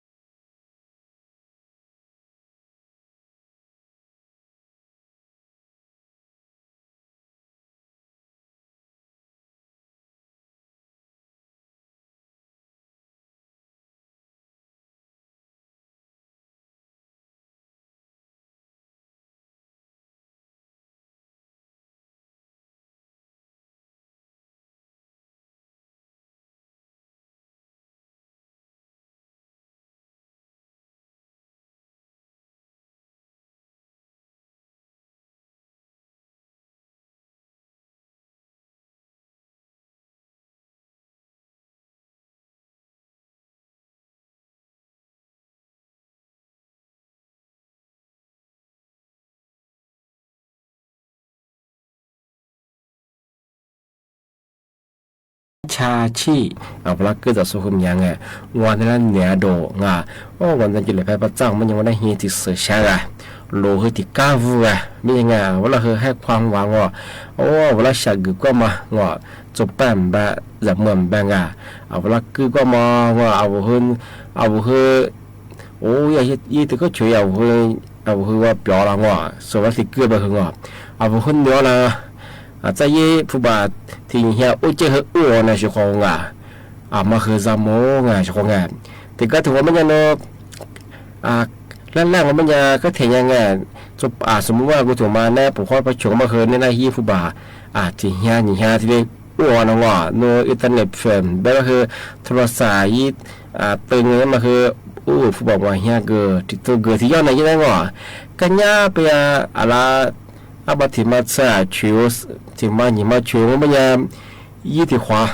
นั่นแหละผู้บาดเดียวว่านี่มาอากูอามุสามว่าถ้าจะสึกมาวุรามาอีค่าสูงหัวบุหิวันนี้สูงว่าสิละอาจจะเป็นว่าค่าส่งแต่เบื่อไงก็แถมเป็นอย่างคือสาเหตุว่าอะไรนี่ความว่าคือว่าเฮียติดตัวยิ้มเหมือนสมุนที่กลีน่ากันเฉพาะไงจะเมื่อแบบจุบบ้ามแบบที่ยุฟุตแถบพันเหนือของพันจียังมันยังคือกลุ่มไม่ใช่คิดถูกว่าคือยากว่าคือฟุตบอลก่อนนะว่าฟุตบอลเกเอาว่าว่าเอาแท่งว่าคือ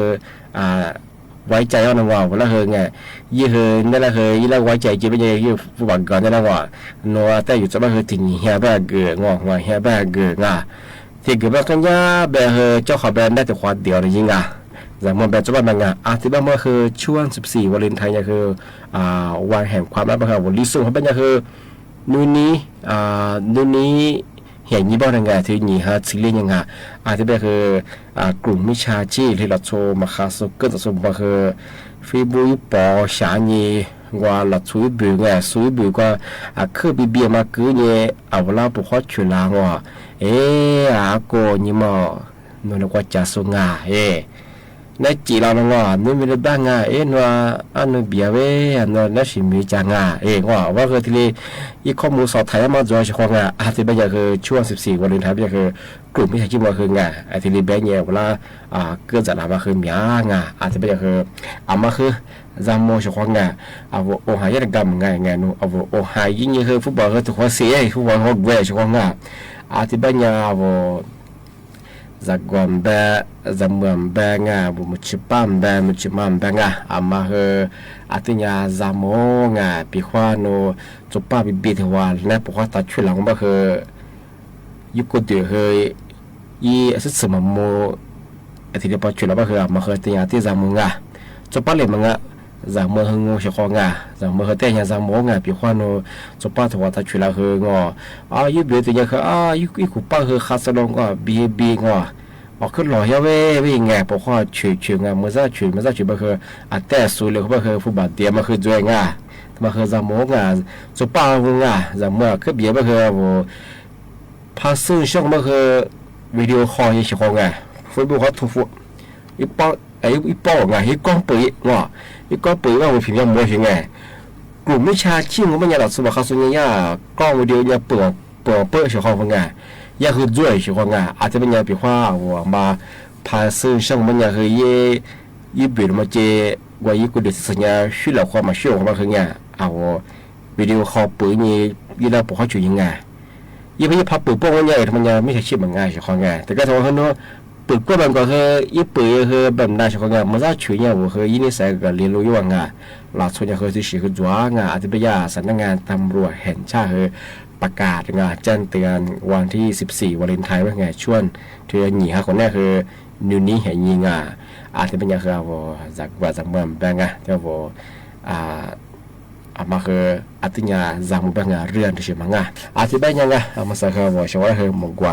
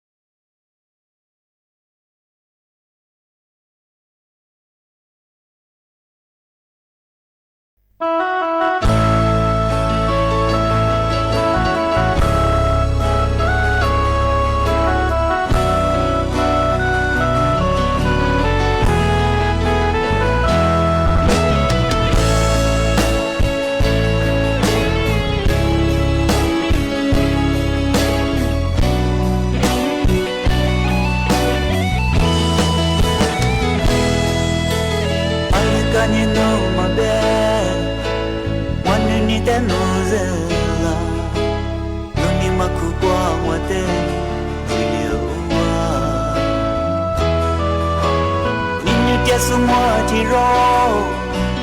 Ramami do mami Ale besu te fuke balase Inalo besu nisho Wanu ni te no selo Koni ni te mo chichi Yulio Nini te semua tiro la tiro leve leve sente mille di da se mille che manda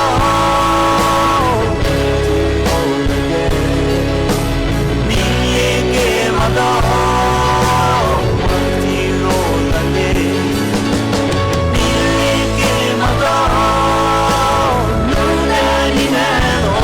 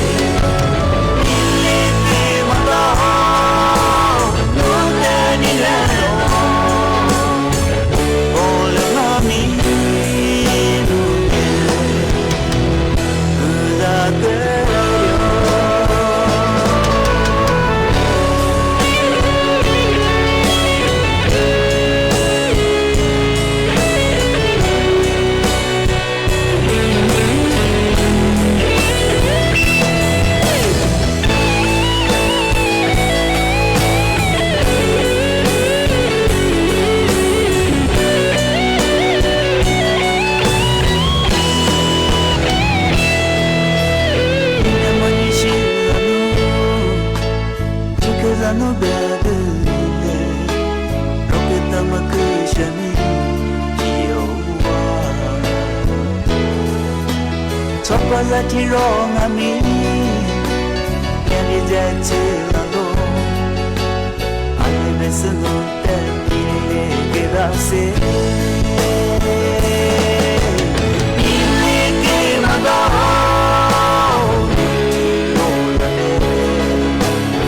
Ile ke mada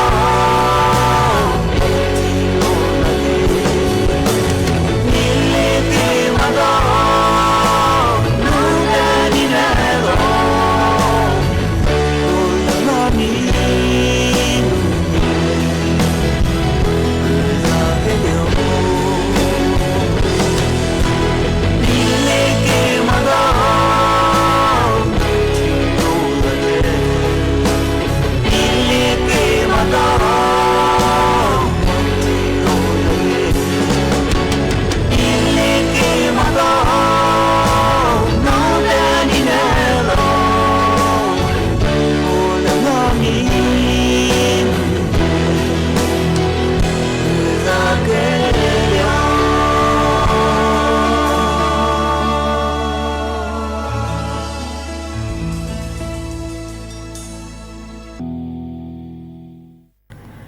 ที่นี่ไง我是ข้อว่าแต่มาปีใหม่แต่มาสักจีใช่ไงอามาซากรงกิจการผู้สูงอายุไง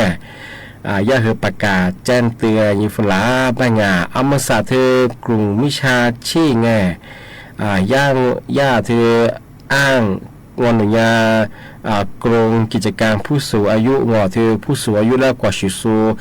ดูแลสูแบงเงทีนี้แบกเกอร์เนี่ยเวลาเธอทีนี้โทรโฟลาอีกข้อมูลข้อเดลางว่ามาสั่งว่ามีขุดจ่อกูเลยทีนี้เด็กแต่ก็ถือว่าคือผู้บ่าวจะมา นอมสาผู้สวยอยู่บ้านนี้ขดสดซื้อสิคนอยู่บ้านผู้บาที่ผู้บ่าวหัวแหวพับเบอร์แม่เจ้าโนมุตเชียคุยใหญ่เยอะมาค่าดูแลรักษาบ่มาชิบะเฮงาพี่ควานอยหมดสู้พักกว่าคือบ่มาชิบะงาภาษาวันนอยมีสิทธิ์ที่จะบ่เฮว่าคือที่โฆษณาย่ามางอนายบายที่สิจะกุจะบ่ที่ข้ามาที่แบเชวลางาอาทิตย์ปัญญาบ่ชะคงามาคืออาทิตย์ญาซามงาที่ก็ตัวบ่หันนะบ่ถึงมามันก็คือบัดมาที่ตัวบ่บ่เฮจ้าพี่ควานอยเขาอยากไปจะบ่เฮโนสิทธิ์บ่ยามาเฮงามีอันจัวบ่สิงาโดยที่ตัวบุญเราไม่เคยเปลี่ยนข้อโน้เขาอย่างเงี้ยนะสืบยิ้มหมูสู้เพื่อไม่ให้งานเปลี่ยนข้อโน้ผ่าตัดก็คือเสร็จสมมติไปเคยบุญชิบะงาวันนี้เธอรัฐบาลมีสู้ที่สมมตินักกว่าชิสูพิเศษที่เรียบเงี้ยเวลาคือหลายช่องอาจจะเป็นอย่างที่กรมกิจการผู้สูงอายุคือย่านายบายที่ชิมาโจบางปีควานนั่นแหละ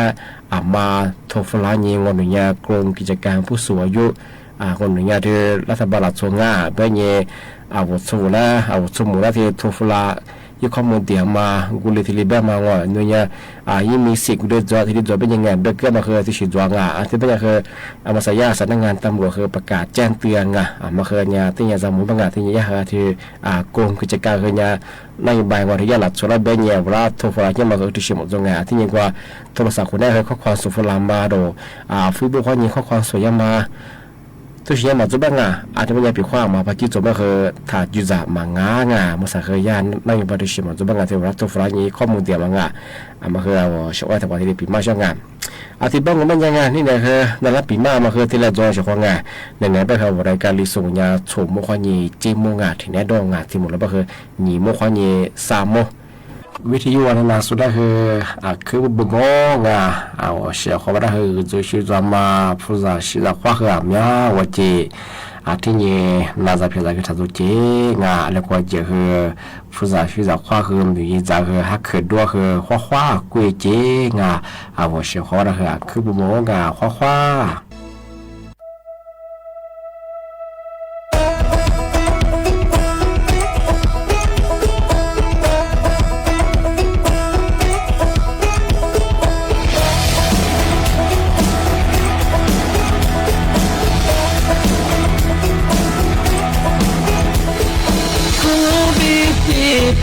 Kushona Habiti no Hashona Zolisoto Kushibila Kushibila Hanyewa Fudu Shizu Kuyina Fudu Dura Kushibila Kutinye wakacha Nyokwazibe apamukiwa Napchanani madona Buda shida diamanya Fema Zoli pingo Hapo nyinyi bilata ba ma le za chege shi fa za mo vive nya nya ma chi chi bo so mo so a sha le zo ga te le shi dian mo a pe li chi po la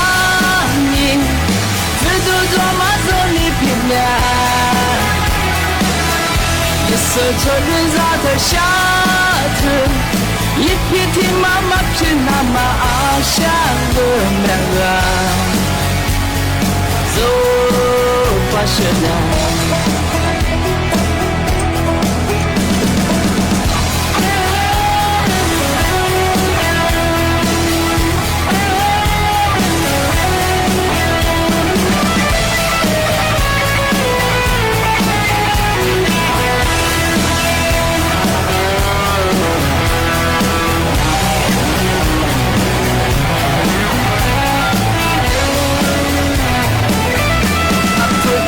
Now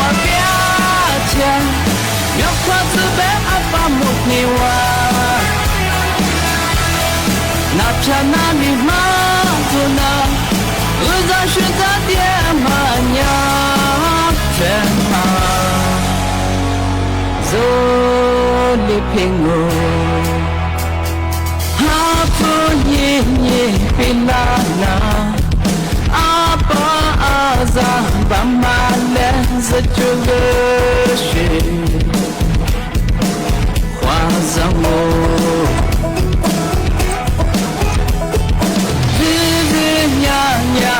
姐姐，我说阿下来走回家的，热血点我，阿佩提里起波浪音，这都多么走里皮亮，一手托了啥的下头。一匹蹄妈妈偏那么阿下热难啊，走发生难。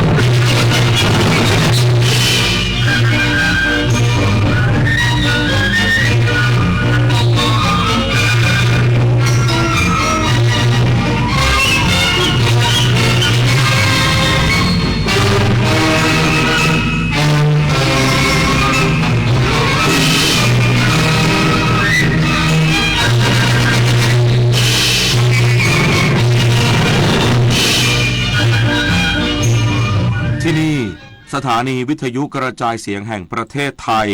ต่อไปเสนอข่าวซึ่งมีหัวข้อข่าวดังนี้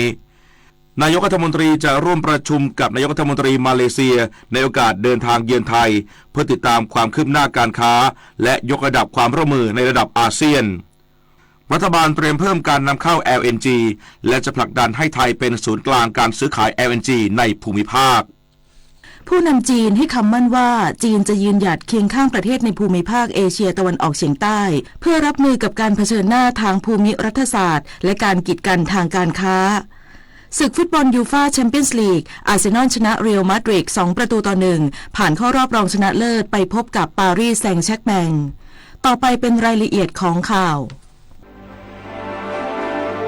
สารคดีเฉลิมพระเกียรติชุดการเสด็จพระราชดำเนินเยือนต่างประเทศอย่างเป็นทางการครั้งแรกในรัชสมัยถือเป็นช่วงเวลาอันสำคัญยิ่งของประวัติศาสตร์ในการเสด็จพระราชดำเนินเยือนต่างประเทศอย่างเป็นทางการในรัชสมัยที่พระบาทสมเด็จพระเจ้าอยู่หัวและสมเด็จพระนางเจ้าพระบรมราชินีเสด็จพระราชดำเนินเยือนราชอาณาจักรภูฏานอย่างเป็นทางการระหว่างวันที่ 25 ถึงวันที่ 28 เมษายน พุทธศักราช 2568 เนื่องด้วยราชอาณาจักรภูฏานมีความโดดเด่นในวัฒนธรรมและจิตวิญญาณเปรียบเสมือนภาพสะท้อนวัฒนธรรมของไทยที่ให้ความสำคัญกับสถาบันพระมหากษัตริย์ศาสนาและวัฒนธรรมอย่างสูงสุดทั้งสองประเทศต่างยึดถือหลักแห่งความสุขแท้จากความมั่นคงทางจิตใจและความสงบสุขของผู้คนนับตั้งแต่การสถาปนาความสัมพันธ์ทางการทูตระหว่างไทยและภูฏานอย่างเป็นทางการในปีพุทธศักราช 2532 ทั้งสองประเทศได้พัฒนาและเสริมสร้างความสัมพันธ์ด้านวัฒนธรรมซึ่งเป็นหัวใจแห่งอัตลักษณ์ของทั้งสองประเทศผ่านการแลกเปลี่ยนทางการศึกษาพระนิสิตจากภูฏานจำนวนไม่น้อยเลือกมาศึกษาในประเทศไทย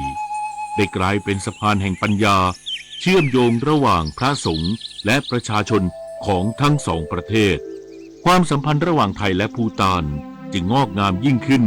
ดังไม้ใหญ่ที่แผ่กิ่งก้านแห่งความร่วมมือและไมตรีจิตไปไกลกว่าพรมแดนทางภูมิศาสตร์ด้วยสายพระเนตรอันยาวไกลและพระราชหฤทัยเปี่ยมด้วยพระเมตตาทรงเป็นสะพานแห่งศิลป์วัฒนธรรมและสันติภาพนำพาสองแผ่นดินผูกพันแน่นแฟ้นตราบนานเท่านานวันนี้นายกรัฐมนตรีจะต้อนรับนายกรัฐมนตรีมาเลเซียในโอกาสเดินทางเยือนประเทศไทยและร่วมประชุมติดตามความคืบหน้าการพัฒนาการค้าชายแดนและยกระดับความร่วมมือในระดับอาเซียนวันนี้นางสาวแพทองธารชินวัตรนายกรัฐมนตรีจะให้การต้อนรับดาโตเซรีอันวาอิบราฮิมนายกรัฐมนตรีมาเลเซียที่ทำเนียบรัฐบาลในโอกาสเยือนประเทศไทยเพื่อประชุมหารือติดตามความคืบหน้าและผลักดันความร่วมมือทวิภาคีระหว่างไทยกับมาเลเซียให้ก้าวหน้ายิ่งขึ้นหลังจากที่นายกรัฐมนตรีเดินทางเยือนมาเลเซียอย่างเป็นทางการเมื่อวันที่ 16 ธันวาคม 2567และการหารือทางโทรศัพท์ระหว่างผู้นำทั้งสองเมื่อวันที่ 5 เมษายนที่ผ่านมาโดยประเด็นการหารือสำคัญได้แก่การพัฒนาโครงสร้างพื้นฐานด้านคมนาคมการส่งเสริมความเชื่อมโยงระหว่างกันทั้งการค้าการท่องเที่ยวความร่วมมือด้านความมั่นคงการพัฒนาพื้นที่ชายแดนและเสริมสร้างสันติสุขในพื้นที่ชายแดนภาคใต้ของไทยมาเลเซียตลอดจนการประสานความร่วมมือกับมาเลเซียในฐานะประธานอาเซียนเพื่อขับเคลื่อนความสัมพันธ์ระหว่าง10ประเทศตามกรอบข้อตกลงต่างๆในที่ประชุมหลายระดับในภูมิภาคทั้งนี้การหารือร่วมกันระหว่างผู้นำทั้งสองประเทศครั้งนี้จะทำให้ภูมิภาคอาเซียนมีความแน่นแฟ้นยิ่งขึ้นซึ่งเป็นแนวทางสำคัญในการเจรจาในทุกมิติกับประเทศนอกอาเซียนกระทรวงวัฒนธรรมจัดงานใต้ร่มพระบารมีเนื่องในวันคล้ายวันสถาปนากรุงรัตนโกสินทร์ครบรอบ243ปีพร้อมการแสดงศิลปะวัฒนธรรมเฉลิมฉลองยิ่งใหญ่ระหว่างวันที่ 23-27 เมษายนนี้ นางสาวสุดาวันหวังสุภกิจโกศลรัฐมนตรีว่าการกระทรวงวัฒนธรรมเปิดเผยว่าได้ร่วมกับหน่วยงานรัฐเอกชนจัดงานใต้ร่มพระบารมี243ปีกรุงรัตนโกสินทร์ระหว่างวันที่ 23-27 เมษายนเพื่อเฉลิมฉลองการครบรอบวันคล้ายวันสถาปนากรุงรัตนโกสินทร์243ปีและเพื่อน้อมรำลึกในพระมหากรุณาธิคุณของสมเด็จพระพุทธยอดฟ้าจุฬาโลกมหาราชประถมกษัตริย์แห่งพระบรมราชจักรีวงศ์ที่ทรงสถาปนากรุงรัตนโกสินทร์เป็นราชธานีภายในงานมีการจัดพิธีทางศาสนาพิธีบวงสรวงเทพพยดาพิธีบำเพ็ญกุศลอุทิศถวายสมเด็จพระบูรพมหากษัตริยาธิราชและพิธีตักบาตรพระสงฆ์99รูปณวัดพระเชตุพนวิมลมังคลารามพิธีสักการะสิ่งศักดิ์สิทธิ์ศาลหลักเมืองส่วนกิจกรรมภายในงานจะจัดใน3พื้นที่ประกอบด้วยอุทยาน100ปีจุฬาลงกรณ์มหาวิทยาลัยจัดแสดงนิทรรศการแสงแห่งพระบารมีเฉ ลิมพระเกียรติพระบาทสมเด็จพระเจ้าอยู่หัวและพระมหากษัตริย์ในพระบรมราชจักรีวงศ์ซุ้มเฉลิมพระเกียรติการแสดงศิลปะวัฒนธรรมและจำหน่ายผลิตภัณฑ์อาหารไทยและตลาดนัดศิลปินพิพิธภัณฑสถานแห่งชาติพระนครมีการแสดงศิลปะวัฒนธรรมและชมพิพิธภัณฑ์ยามค่ำคืนฉายหนังกลางแปลงจำหน่ายผลิตภัณฑ์และอาหารและที่วัดประยุรวงศาวาสจัดงานเที่ยวงานวัดย้อนวันวานยนต์วิถีย่านกระดีจีนคลองสารผู้สนใจสามารถเข้าร่วมกิจกรรมโดยไม่เสียค่าใช้จ่ายมาริชโยรายงานหน่วยงานต่างๆร่วมกันอำนวยความสะดวกให้กับประชาชนเดินทางกลับเข้ากรุงเทพมหานครอย่างปลอดภัยพร้อมเสริมเที่ยวรถโดยสารและจุดเชื่อมต่อการขนส่งสาธารณะให้เพียงพอนายอนุกูล พฤกษานุศักดิ์รองโฆษกประจำสำนักนายกรัฐมนตรีเปิดเผยว่ารัฐบาลเน้นย้ำให้ทุกหน่วยงานดูแลความปลอดภัยและอำนวยความสะดวกแก่ประชาชนในช่วงการเดินทางกลับหลังสิ้นสุดวันหยุดยาวเทศกาลสงกรานต์ 2568 โดยกำชับให้บริษัทขนส่งจำกัดหรือบขส.จัดรถโดยสารรองรับการเดินทางของประชาชนตั้งแต่วันที่ 15-17 เมษายนให้เพียงพอให้รถโดยสารของบขส.ทุกคันจอดส่งผู้โดยสารที่สถานีกลางกรุงเทพอภิวัตรประตู 3 เพื่อความสะดวกในการเชื่อมต่อระบบขนส่งสาธารณะ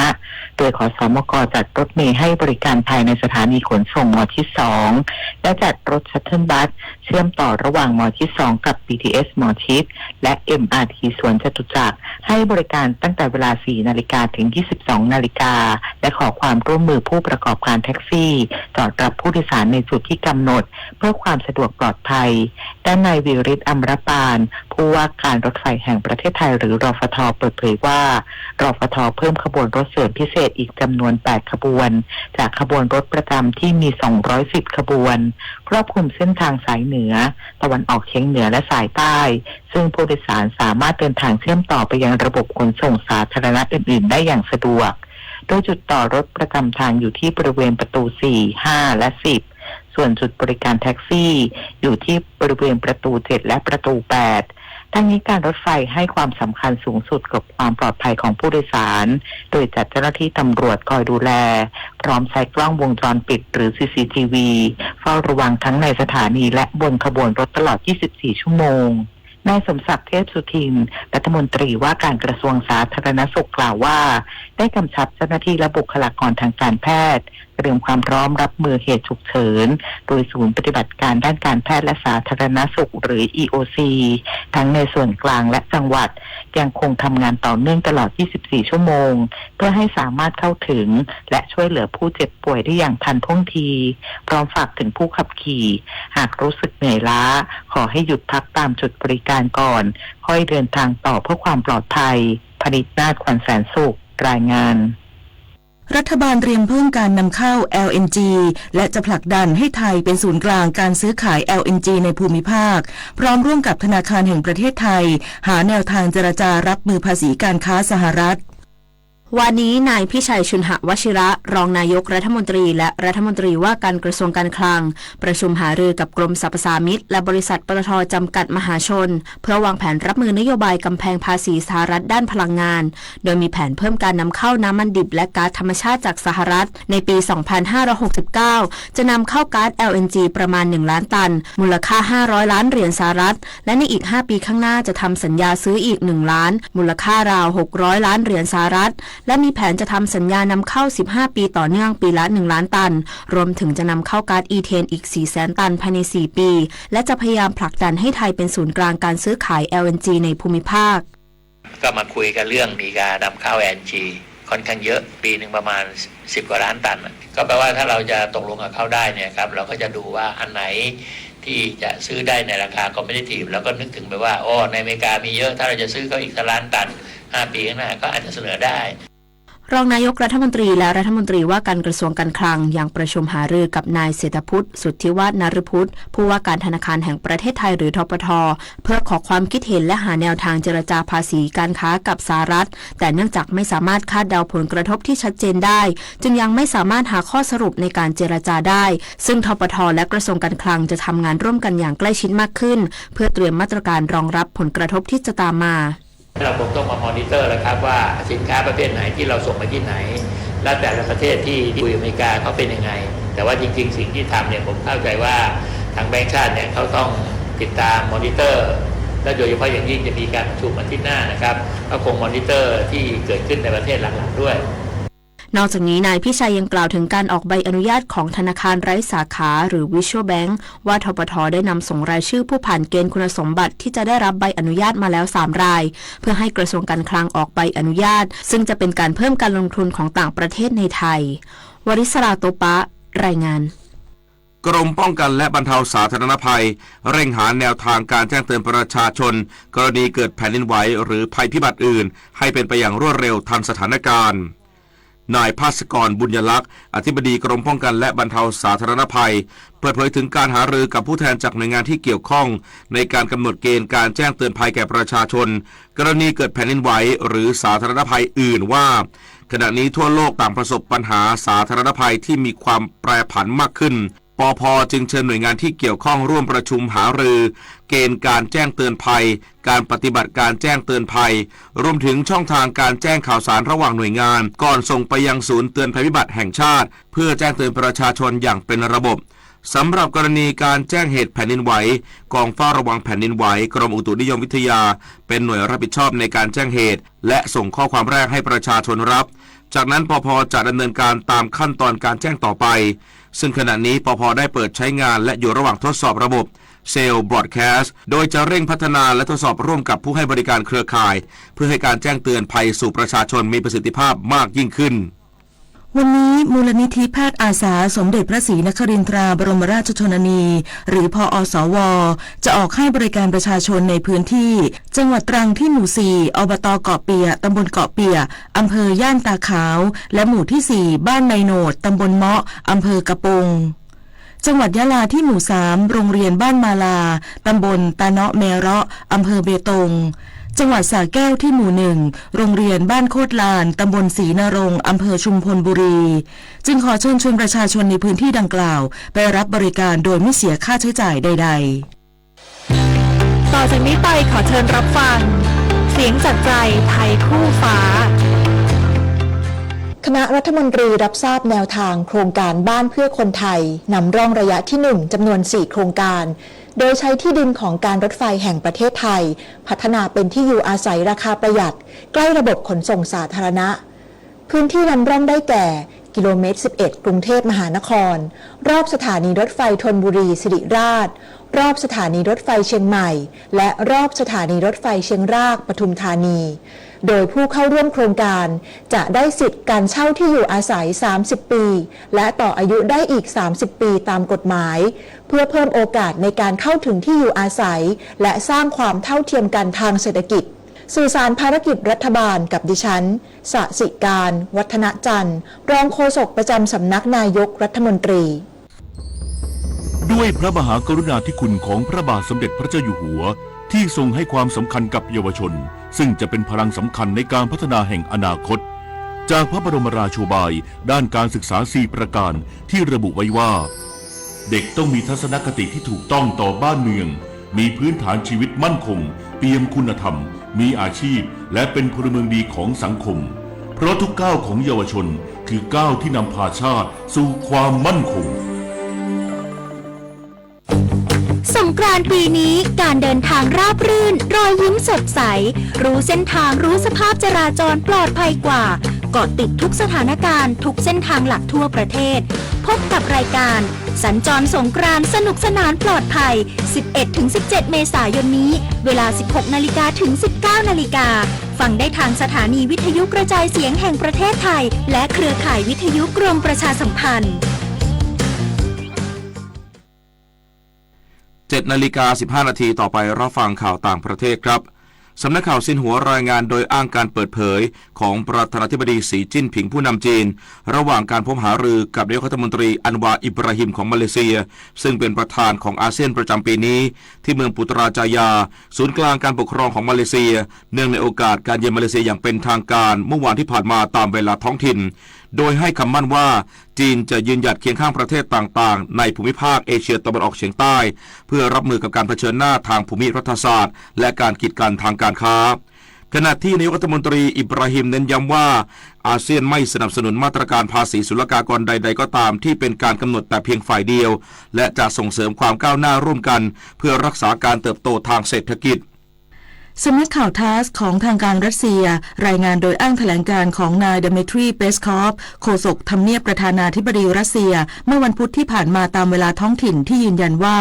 ประธานาธิบดีวลาดิเมียร์ปูตินผู้นำรัสเซียเตรียมพบกับเชคตามิมบินฮามัดอัลซานีเจ้าผู้ครองรัฐกาตาร์ที่กรุงมอสโกเมืองหลวงของรัสเซียในวันพฤหัสบดีนี้เพื่อหารือเกี่ยวกับสถานการณ์ความขัดแย้งในฉนวนกาซาและการแก้ไขปัญหาความขัดแย้งระหว่างรัสเซียกับยูเครนพร้อมเน้นย้ำว่ารัฐบาลกาตาร์มีบทบาทสำคัญอย่างยิ่งในการพยายามแก้ไขปัญหาเหล่านี้นายโมฮัมเหม็ดอัลคูไลฟีรัฐมนตรีต่างประเทศกาตาร์เปิดเผยว่าเจ้าผู้ครองรัฐกาตาร์กับผู้นำรัสเซียเตรียมหารือเกี่ยวกับประเด็นด้านพลังงานพร้อมกันนี้ยังระบุว่าสงครามในยูเครนก่อให้เกิดวิกฤตห่วงโซ่อุปทานทั่วโลกที่ส่งผลกระทบให้ราคาพลังงานและสินค้าโภคภัณฑ์พื้นฐานที่เพิ่มสูงขึ้นสำนักข่าว BBC รายงานโดยอ้างแถลงการของนายอิสราเอลแคทรัฐมนตรีกลาโหมของอิสราเอลเมื่อวานนี้ตามเวลาท้องถิ่นที่ระบุว่ากองทัพอิสราเอลเองจะยังคงประจำการอยู่ในเขตความมั่นคงภายในฉนวนกาซาต่อไปหากสงครามระหว่างอิสราเอลและกลุ่มติดอาวุธฮามาสสิ้นสุดลงพร้อมให้เหตุผลว่าพื้นที่ดังกล่าวจะเป็นเขตกันชนเพื่อปกป้องชุมชนชาวอิสราเอลจากภัยคุกคามของศัตรูนายแคทยังระบุว่า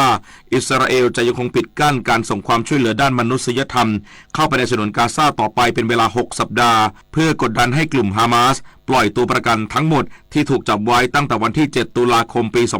2566อย่างไรก็ตามกลุ่มฮามาสยืนกรานว่าจะไม่ปล่อยตัวประกันเหล่านี้หากอิสราเอลไม่ยอมถอนกำลังทหารออกจากฉนวนกาซาสำนักข่าวต่างประเทศรายงานโดยอ้างแถลงการของศูนย์บรรเทาสาธารณภัยภูเขาไฟและธรณีวิทยาของอินโดนีเซียที่ระบุว่าเกิดเหตุภูเขาไฟเลโวโทบีในจังหวัดนูซาเตงการาตะวันออกทางตอนใต้ของอินโดนีเซียปะทุขึ้นเมื่อวันที่16 เมษายนที่ผ่านมาตามเวลาท้องถิ่นโดยพ่นเท่าฐานสูงกว่า 3,500 เมตรจากปล่องภูเขาไฟด้านสำนักงานสังเกตการและเตือนภัยภูเขาไฟเพื่อการบินของอินโดนีเซียประกาศสั่งห้ามไม่ให้เครื่องบินทุกลำทำการบินในระดับความสูงที่ต่ำกว่า5,000 เมตรบริเวณภูเขาไฟเลโวโทบีและเฝ้าระวังการปะทุของภูเขาไฟลูกนี้ซึ่งอาจทำให้การบินต้องหยุดชะงักขณะเดียวกันทางการอินโดนีเซียขอความร่วมมือให้ประชาชนและนักท่องเที่ยวงดทำกิจกรรมใดๆบริเวณพื้นที่ใกล้กับภูเขาไฟลูกดังกล่าวในรัศมี6 กิโลเมตรเพื่อความปลอดภัยต่อไปรับฟังข่าวกีฬาค่ะฟุตบอลพรีเมียร์ลีกอังกฤษนิวคาสเซิลยูไนเต็ดเปิดบ้านเซนต์เจมส์พาร์คและถล่มคริสตัลพาเลซ5-0ส่วนนอตติงแฮมฟอเรสต์ขึ้นไปยึดอันดับ3ได้สำเร็จในฟุตบอลยูฟ่าแชมเปี้ยนส์ลีกรอบก่อนรองชนะเลิศนัดที่2อาร์เซนอลทีมจากอังกฤษฟอร์มยังแกร่งหลังบุกไปย้ำแค้นเรอัลมาดริดแชมป์เก่าจากสเปนถึงบ้าน2-1คว้าตั๋วผ่านเข้ารอบรองชนะเลิศด้วยประตูรวม2นัด5-1โดยเข้าไปพบกับปารีสแซงต์แชร์แมงจากฝรั่งเศสขณะที่บาเยิร์นมิวนิกจากฝูงบุนเดสลีกาเยอรมนีทำได้แค่บุกไปไล่ตีเสมออินเตอร์มิลานจากอิตาลี2-2บาเยิร์นมิวนิกตกรอบไปด้วยประตูรวม2นัด3-4ส่วนอินเตอร์มิลานผ่านเข้ารอบรองชนะเลิศไปพบกับบาร์เซโลนาจากสเปนฟุตบอลสิงคโปร์ครับรอบรองชนะเลิศนัดแรกพีจีปทุมยูไนเต็ดบุกเสมอเทปนิสโรเวอร์1-1โดยนัด2จะลงเตะวันที่27 พฤษภาคมเวลา 18:45 นาทีเพื่อลุ้นเข้าไปชิงชนะเลิศเจริญศักดิ์วงกรปีกดีกรีทีมชาติไทยยิ่งหนึ่งใจหนึ่งจากการประเดิมสนามเป็นตัวจริงนัดแรกให้กับเซเลโซโอซาก้าในศึก JYBC เลแวนคัพรอบ2พบกับ FC อามาบารีที่เอซิกซาโตยามะสเตเดียมก่อนจบลงด้วยการเสมอกัน3-3ต้องต่อเวลาพิเศษออกไปอีก30 นาทีและเป็นฮายาโตะโอคุดะมาทำประตูชัยในนาทีที่118ให้เซเลโซโอซาก้าเอาชนะไป4-3ผ่านเข้ารอบต่อไปได้สำเร็จ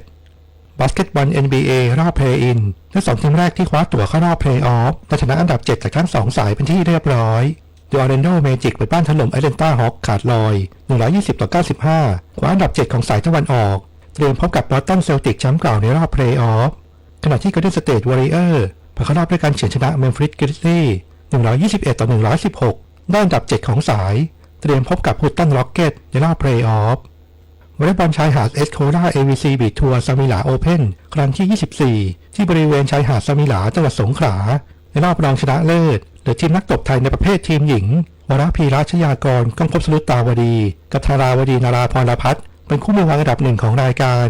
แพ้กับพอลลี่ชอนนากับแมคโดนัลด์โอลิเวียจากนิวซีแลนด์1-2 เซต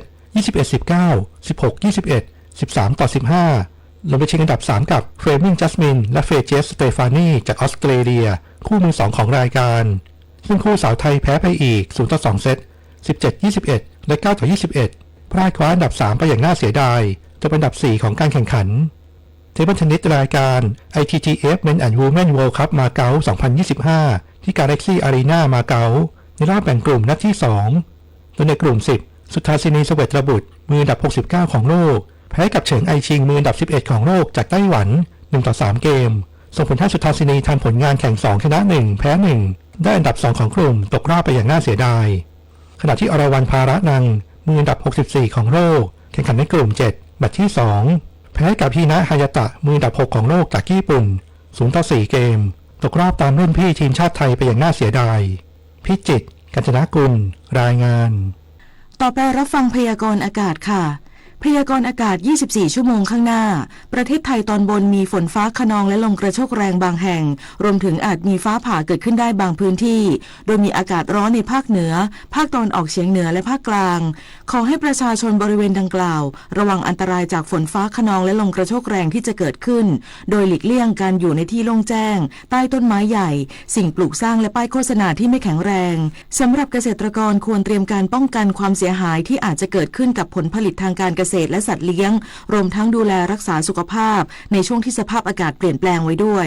ทั้งนี้เนื่องจากความกดอากาศต่ำเนื่องจากความร้อนปกคลุมประเทศไทยในขณะที่ลมใต้และลมตะวันตกเฉียงใต้พัดปกคลุมประเทศไทยตอนบนสำหรับภาคใต้มีฝนตกหนักบางแห่งเนื่องจากลมตะวันออกเฉียงใต้พัดปกคลุมภาคใต้และอ่าวไทย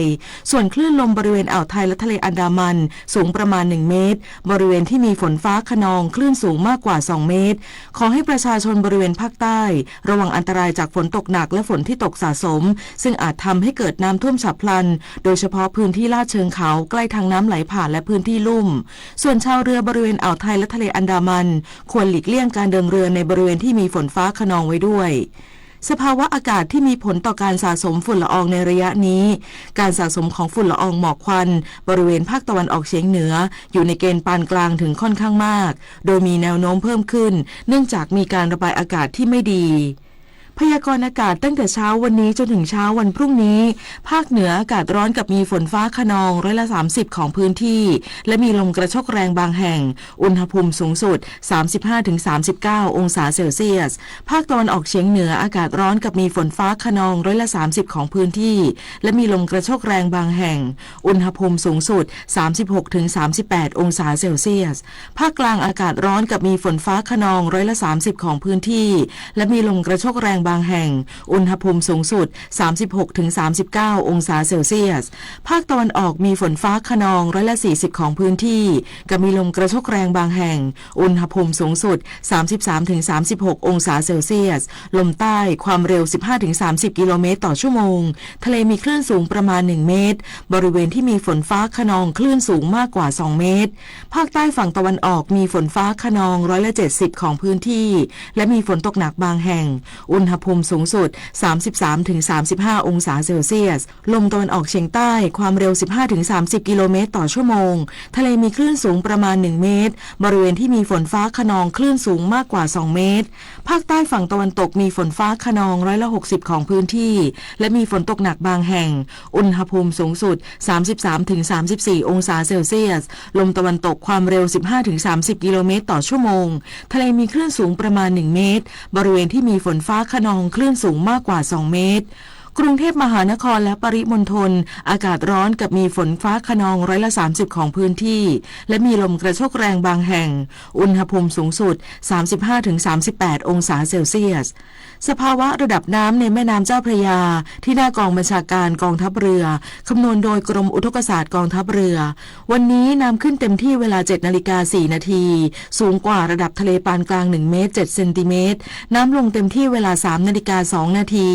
สูงกว่าระดับทะเลปานกลาง43เซนติเมตรวันนี้ที่ประภาคารกาญจนาภิเษกแหลมพรหมเทพจังหวัดภูเก็ตดวงอาทิตย์ตกเวลา 18:36 นาทีกรุงเทพมหานครดวงอาทิตย์ตกเวลา 18:31 นาที1 นาทีกับกปท หากขับขี่รถทางไกลช่วงสงกรานต์นี้ควรมีคนขับรถสับเปลี่ยนทุก 2-4 ชั่วโมงแต่หากเป็นคนขับรถคนเดียวควรจอดพักรถบริเวณที่ปลอดภัยแล้วพักหลับสั้นๆประมาณ 10-20 นาทีเมื่อเริ่มมีอาการอ่อนล้าควรดับเครื่องลดกระจกลงเพื่อระบายอากาศและรับลมจากภายนอกเพื่อช่วยคลายอาการอ่อนล้าหรือง่วงนอนแต่ไม่ควรพักหลับนานเกินครึ่งชั่วโมงนอกจากนี้ควรปรับท่านั่งให้เหมาะสมเพื่อช่วยให้ร่างกายตื่นตัวกระฉับกระเฉงมากขึ้นโดยพนักพิงไม่ตั้งฉากหรือเอนมากเกินไปไม่นั่งขับในลักษณะกึ่งนอนขับไม่นั่งขับติดกันเป็นเวลานานเพราะจะทำให้เมื่อยล้าส่งผลให้เส้นเลือดดำบริเวณน่องอุดตันซึ่งมีโอกาสส่งผลให้อ่อนเพลียง่วงนอนและหลับในได้ค่ะด้วยความปรารถนาดีจากกรมประชาสัมพันธ์และกองทุนเพื่อความปลอดภัยในการใช้รถใช้ถนนกรมการขนส่งทางบกกระทรวงคมนาคมรู้รักภาษาไทยโดยความร่วมมือของสำนักงานราชบัณฑิตยสภาและกรมประชาสัมพันธ์วันนี้เสนอคำว่าวัตถุนิยมวัตถุนิยมมีหลายความหมายที่หนึ่งหมายถึงแบบแผนการใช้ชีวิตของคนในสังคมที่ปรารถนาเพียงความสุขทางอารมณ์ต้องการที่จะครอบครองเป็นเจ้าของวัตถุสิ่งของหรือความสะดวกสบายทางกายภาพโดยมองข้ามคุณค่าทางศีลธรรมและจิตใจไปข้อหมายที่2หมายถึงความหมายในเชิงปรัชญาเกี่ยวกับธรรมชาติของความเป็นจริงว่าปรากฏการณ์ทั้งหลายมีความสัมพันธ์ทางสังคมที่ปรากฏขึ้นจริงเป็นตัวกำหนดส่วนความหมายที่3หมายถึงแนวคิดทฤษฎีที่ถือว่าความสัมพันธ์ทางเศรษฐกิจเป็นสาเหตุพื้นฐานของปรากฏการณ์ทางสังคมให้ความสำคัญแก่วัตถุเพราะถือว่าวัตถุเป็นพื้นฐานของการดำรงอยู่ของชีวิตมนุษย์ผู้มีคำถามการใช้ภาษาไทยสอบถามได้ที่ www.orst.go.th สาระนานากับสารานุกรมไทยวันนี้เสนอตอนต้นกฤษณาและต้นชะลูดต้นกฤษณามีลักษณะเป็นแก่นไม้สีดำคล้ำหรือดำปนน้ำตาลเกิดจากต้นที่เป็นแผล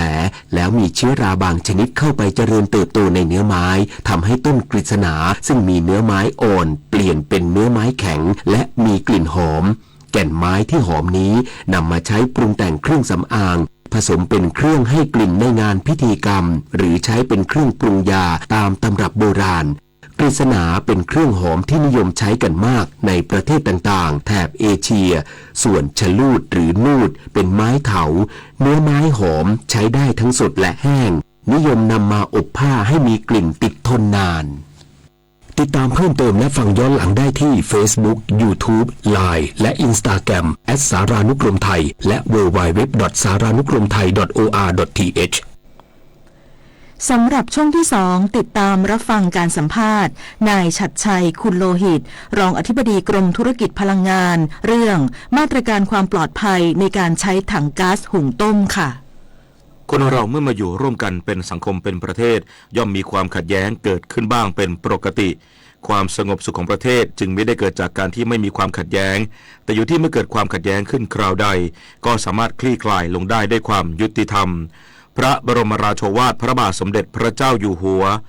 เพ็ญศิลป์สงเนียมบรรณาธิการข่าวคณิษฐายิ้มดีและพฤทธิ์แก้วพิบูลอ่านเฮ้ยมีปัญหาเรื่องที่ดินทำไงดีทุกปัญหาเรื่องที่ดินเราช่วยได้สำนักงานคณะกรรมการนโยบายที่ดินแห่งชาติหรือสคทช.เป็นหน่วยงานหลักในการบริหารจัดการที่ดินของประเทศเพื่อให้เกิดการใช้ประโยชน์ที่ดินอย่างมีประสิทธิภาพบูรณาการกับหน่วยงานที่เกี่ยวข้องยกระดับการใช้ประโยชน์และสร้างมูลค่าที่ดินที่จัดให้ประชาชนย้ำที่ดินคทช.จัดสรรให้สิทธิ์เพื่อเป็นที่ดินทำกินสำหรับราษฎรผู้ยากไร้ห้ามซื้อขายหรือเปลี่ยนมือตกทอดถึงลูกหลานได้เท่านั้นติดตามข่าวสารที่Facebook สำนักงานคณะกรรมการนโยบายที่ดินแห่งชาติพายุรุนแรงคลื่นความร้อนน้ำท่วมฉับพลันสภาพอากาศสุดขั้วกำลังทวีความรุนแรงขึ้นอย่าชะล่าใจกับภัยธรรมชาติที่คาดเดาไม่ได้แต่เราสามารถช่วยกันชะลอสภาพอากาศสุดขั้วด้วยการลดการใช้พลังงานหันมาใช้ขนส่งสาธารณะและพลังงานสะอาดทิ้งเศษอาหารให้น้อยที่สุดมาช่วยกันลดคาร์บอนฟุตพริ้นท์เพราะทุกการกระทำเล็กๆของเราล้วนเป็นก้าวที่ยิ่งใหญ่ในการปกป้องโลกใบนี้กลับมารับฟังข่าวช่วงที่2ครับท่านผู้ฟังครับก๊าซหุงต้มหนึ่งในอุปกรณ์สามัญประจำบ้านที่ต้องมีติดไว้เกือบทุกบ้านแต่ก่อนที่จะเปิดเตาใช้งานทุกครั้งจะมั่นใจในความปลอดภัยได้อย่างไร วันนี้กรมธุรกิจพลังงานจะมาแนะนำวิธีการใช้ก๊าซหุงต้มให้ปลอดภัยติดตามรับฟังเรื่องนี้จากนายฉัตรชัยคุณโลหิตรองอธิบดีกรมธุรกิจพลังงานสัมภาษณ์โดยนันนภัทรแสนตุ้มครับค่ะขอบคุณค่ะและตอนนี้นะคะเราก็อยู่ในสายกับท่านรองอธิบดีกรมธุรกิจพลังงานแล้วนะคะสวัสดีค่ะท่านรองค่ะฮัลโหลสวัสดีครับผมฉัตรชัยครับค่ะท่านรองคะในหลายต่อหลายครั้งที่เราฟังข่าวเกี่ยวกับถังก๊าซระเบิดที่เกิดขึ้นนะคะเราก็ได้แต่ภาวนานะคะว่าเหตุการณ์จะไม่เกิดขึ้นกับเราแล้วก็คนใกล้ตัววันนี้จึงอยากมาพูดคุยกับท่านรองค่ะว่าถังก๊าซที่เราเห็นอยู่ทุกวันนี้ในครัวเนี่ยประกอบด้วยอะไรบ้างค่ะครับก็ขออนุญาตเรียนนะครับว่าตัวถังก๊าซหุงต้มนะครับที่ใช้กันในบ้านของประชาชนเนี่ยหรือในตามร้านค้าต่างๆเนี่ยมันก็มีหลายรูปแบบนะครับไม่ว่าจะเป็นถังก๊าซที่เป็นถังไซส์15กิโลซึ่งใช้กันเป็นส่วนใหญ่นะครับแล้วก็จะมีถังไซส์48กิโลที่ใช้กันในภัตตาคารใช้กันในห้างสรรพสินค้านะครับในโรงแรมต่างในภัตตาคารร้านอาหารใหญ่ๆหรือว่าถังปิกนิกประมาณ4กิโลนะครับก็หลักๆเนี่ยก็ใช้กันอยู่ใน3ไซส์เนี้ยที่อยู่ในภาคประชาชนแต่ว่าตัวเมนหลักจะเป็นถัง15กิโลครับตัวนี้จะเป็นตัวมากที่สุดครับครับผมภายในนั้นประกอบด้วยอะไรบ้างคะเป็นแก๊สชนิดไหนคะท่านรองคะครับในถังก๊าซหุงต้มเนี่ยครับตัวก๊าซที่บรรจุเนี่ยภาษาเราก็เรียกว่าเป็นก๊าซปิโตรเลียมเหลวนะครับก็คือ liquefied petroleum gas นะครับซึ่งแก๊สประเภทนี้เนี่ยก็เป็นแก๊สที่ได้มาจาก2 ส่วนหนึ่งก็คือถ้าเป็นจากของตัวน้ำมันดิบเราเอามากลั่นใช่ไหมครับมันก็จะมีได้เป็นผลิตภัณฑ์หลายตัวซึ่งหนึ่งในนั้นเนี่ยก็จะเป็นตัว LPG หรือก๊าซธรรมชาติที่อยู่ในอ่าวไทยของเรานะครับที่เรามีการขุดเจาะผลิตขึ้นมาได้เนี่ยพอเราเอาไปเข้าโรงแยกก๊าซแล้วเนี่ยที่เราเรียกว่า gas separation plant เนี่ยออกมาเนี่ยก็จะมีผลผลิตที่ได้ตัวหนึ่งก็คือแก๊สปิโตรเลียมเหลวนะครับสรุปง่ายๆก็คือว่าก๊าซปิโตรเลียมเหลวเนี่ยมาได้จาก2 อย่างถ้ามาจากทางโรงกลั่นน้ำมันก็ได้หรือจะมาจากโรงแยกก๊าซก็ได้หรือถ้าเกิดกรณีที่เราไม่พอก็จะเกิดจากการนำเข้ามาได้เหมือนกันครับค่ะท่านรองคะแล้วประชาชนเนี่ยจะมีวิธีดูแล้วก็สังเกตอย่างไรคะในการใช้ถังก๊าซหุงต้มอย่างปลอดภัยค่ะครับตัวถังก๊าซหุงต้มนะครับวิธีอย่างแรกเลยเนี่ยนะครับก่อนอื่นเลยเนี่ยเราเนี่ยเวลาที่เราโทรสั่งแก๊สส่วนใหญ่ประชาชนก็ต้องเรียนตรงๆนะน้อยคนที่จะเดินทางไปที่ร้านแก๊สส่วนใหญ่ก็ใช้วิธีโทรสั่งให้เขามาส่งเวลาโทรสั่งให้เขามาส่งเนี่ยอย่างแรกที่ต้องดูก่อนเลยนะครับว่าถังนั้นเนี่ยจะต้องมีเครื่องหมายการค้าของผู้ค้าน้ำมันอย่างชัดเจนครับว่าเป็นถังของปตท.หรือว่าจะเป็นของสยามแก๊สหรือเป็นของยี่ห้อไหนนะครับจริงๆก็มีทั้งหมดหลายยี่ห้อนะครับอันที่2ก็ต้องดูก่อนว่าสภาพสมบูรณ์เนี่ยไม่บุบไม่บวมไม่เป็นสนิมหรือผุกร่อนนะครับแล้วที่สำคัญเนี่ยตัวถังเนี่ยต้องมีระบุปีที่หมดอายุด้วย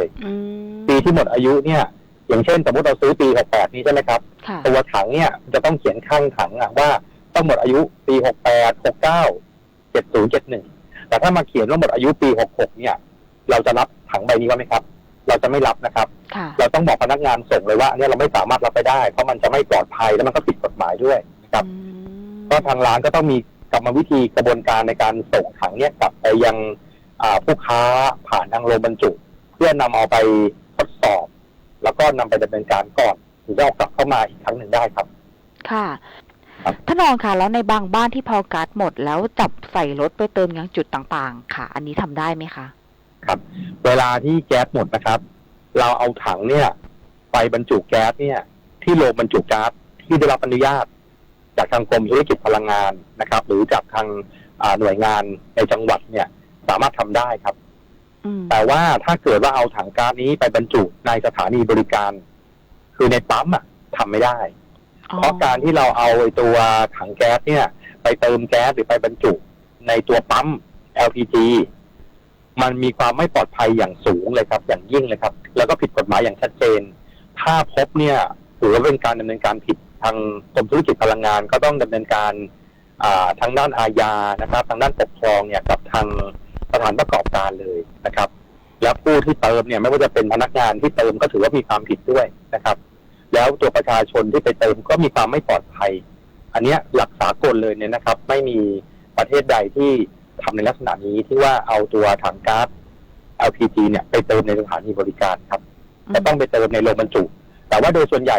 ก็มันก็ไม่ค่อยคุ้มค่าครับที่ประชาชนเนี่ยจะต้องเอาถังใส่รถไปเติมในโรงบรรจุส่วนใหญ่ก็จะใช้ช่องทางผ่านทางร้านจำหน่ายนะครับก็ต้องเรียนตามนี้ครับซึ่งถ้าเกิดว่าประชาชนที่พบการกระทำความผิดตรงนี้แจ้งเบาะแสมาที่กรมธุรกิจพลังงานนะครับทางเราเนี่ยก็พูดง่ายปัจจุบันเนี้ยก็มีเรียกว่ามีสินบน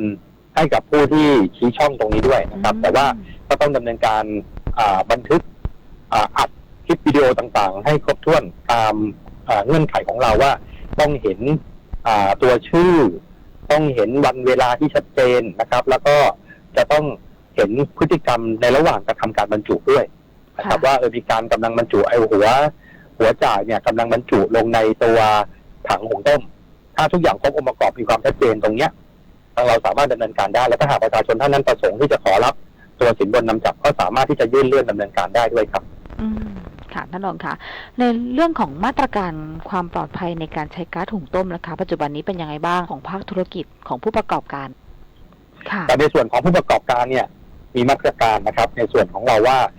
ตัวผู้ประกอบการเนี่ยร้านจำหน่ายเนี่ยเวลาที่รับถังแก๊สจากโรงบรรจุมาเนี่ยต้องดูให้ดีว่าถังที่รับมาเนี่ยต้องยังไม่หมดอายุและอยู่ในสภาพดีถ้าไม่ใช่โรงบรรจุบรรจุแก๊สเอาถังที่มันผุกร่อนหรือว่าถังที่มีสนิมมาให้ก็ไม่ได้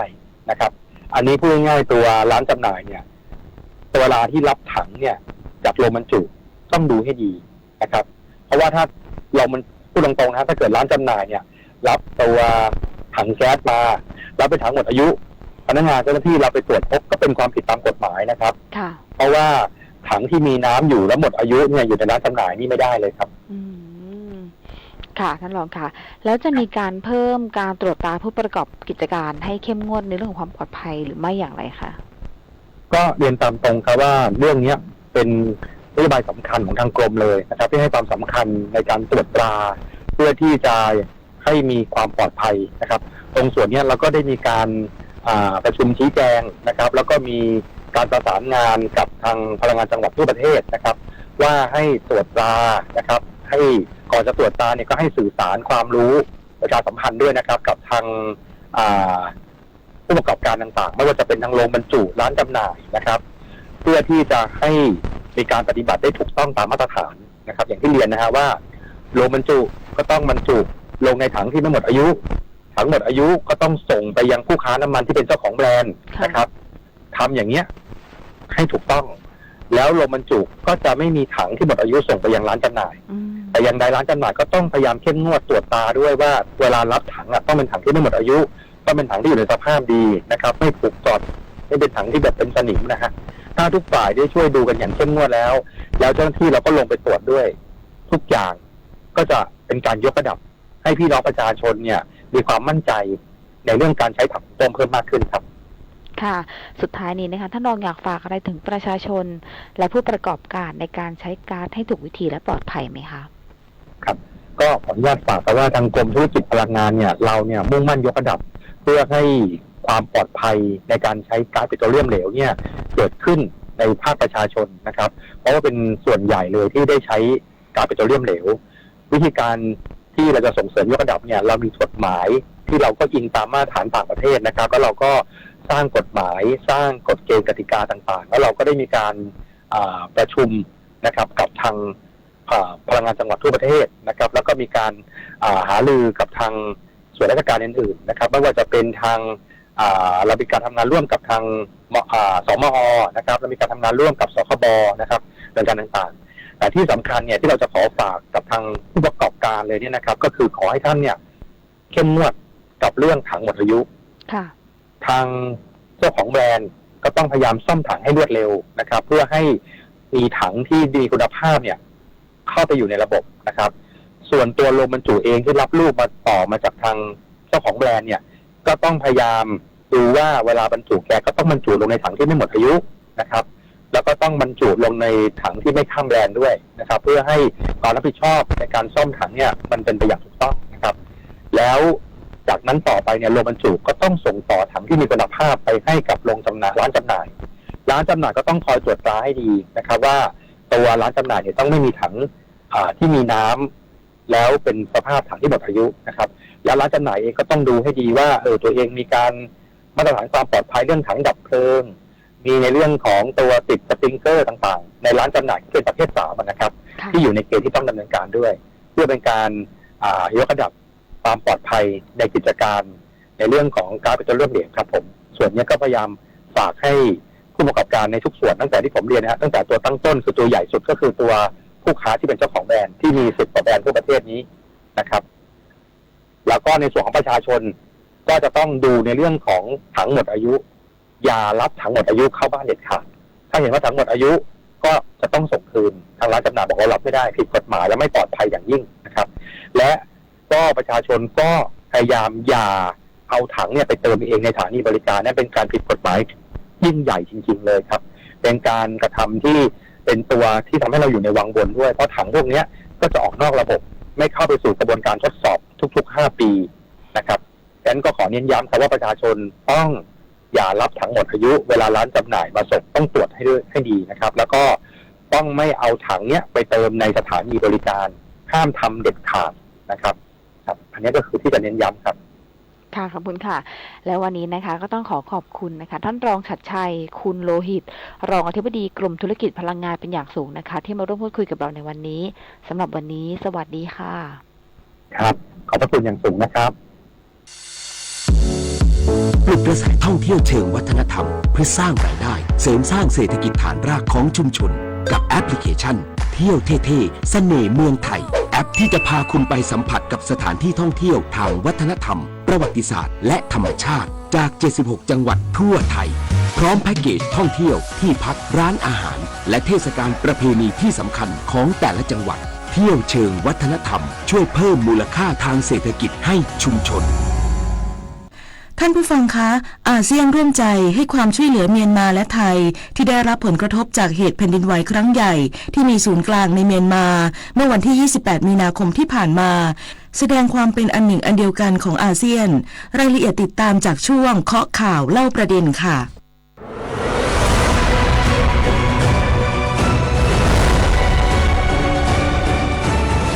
เคาะข่าวเล่าประเด็นเมื่อวันที่ 28 มีนาคมที่ผ่านมาเกิดแผ่นดินไหวครั้งใหญ่ในประเทศเมียนมาขนาด 8.2 แรงสั่นสะเทือนที่เกิดขึ้นทำให้หลายพื้นที่ในประเทศไทยรู้สึกได้ถึงการสั่นไหวเป็นบริเวณกว้างและเกิด after shock ตามมาอีกหลายครั้งขณะที่บ้านเรือนในหลายพื้นที่ของเมียนมา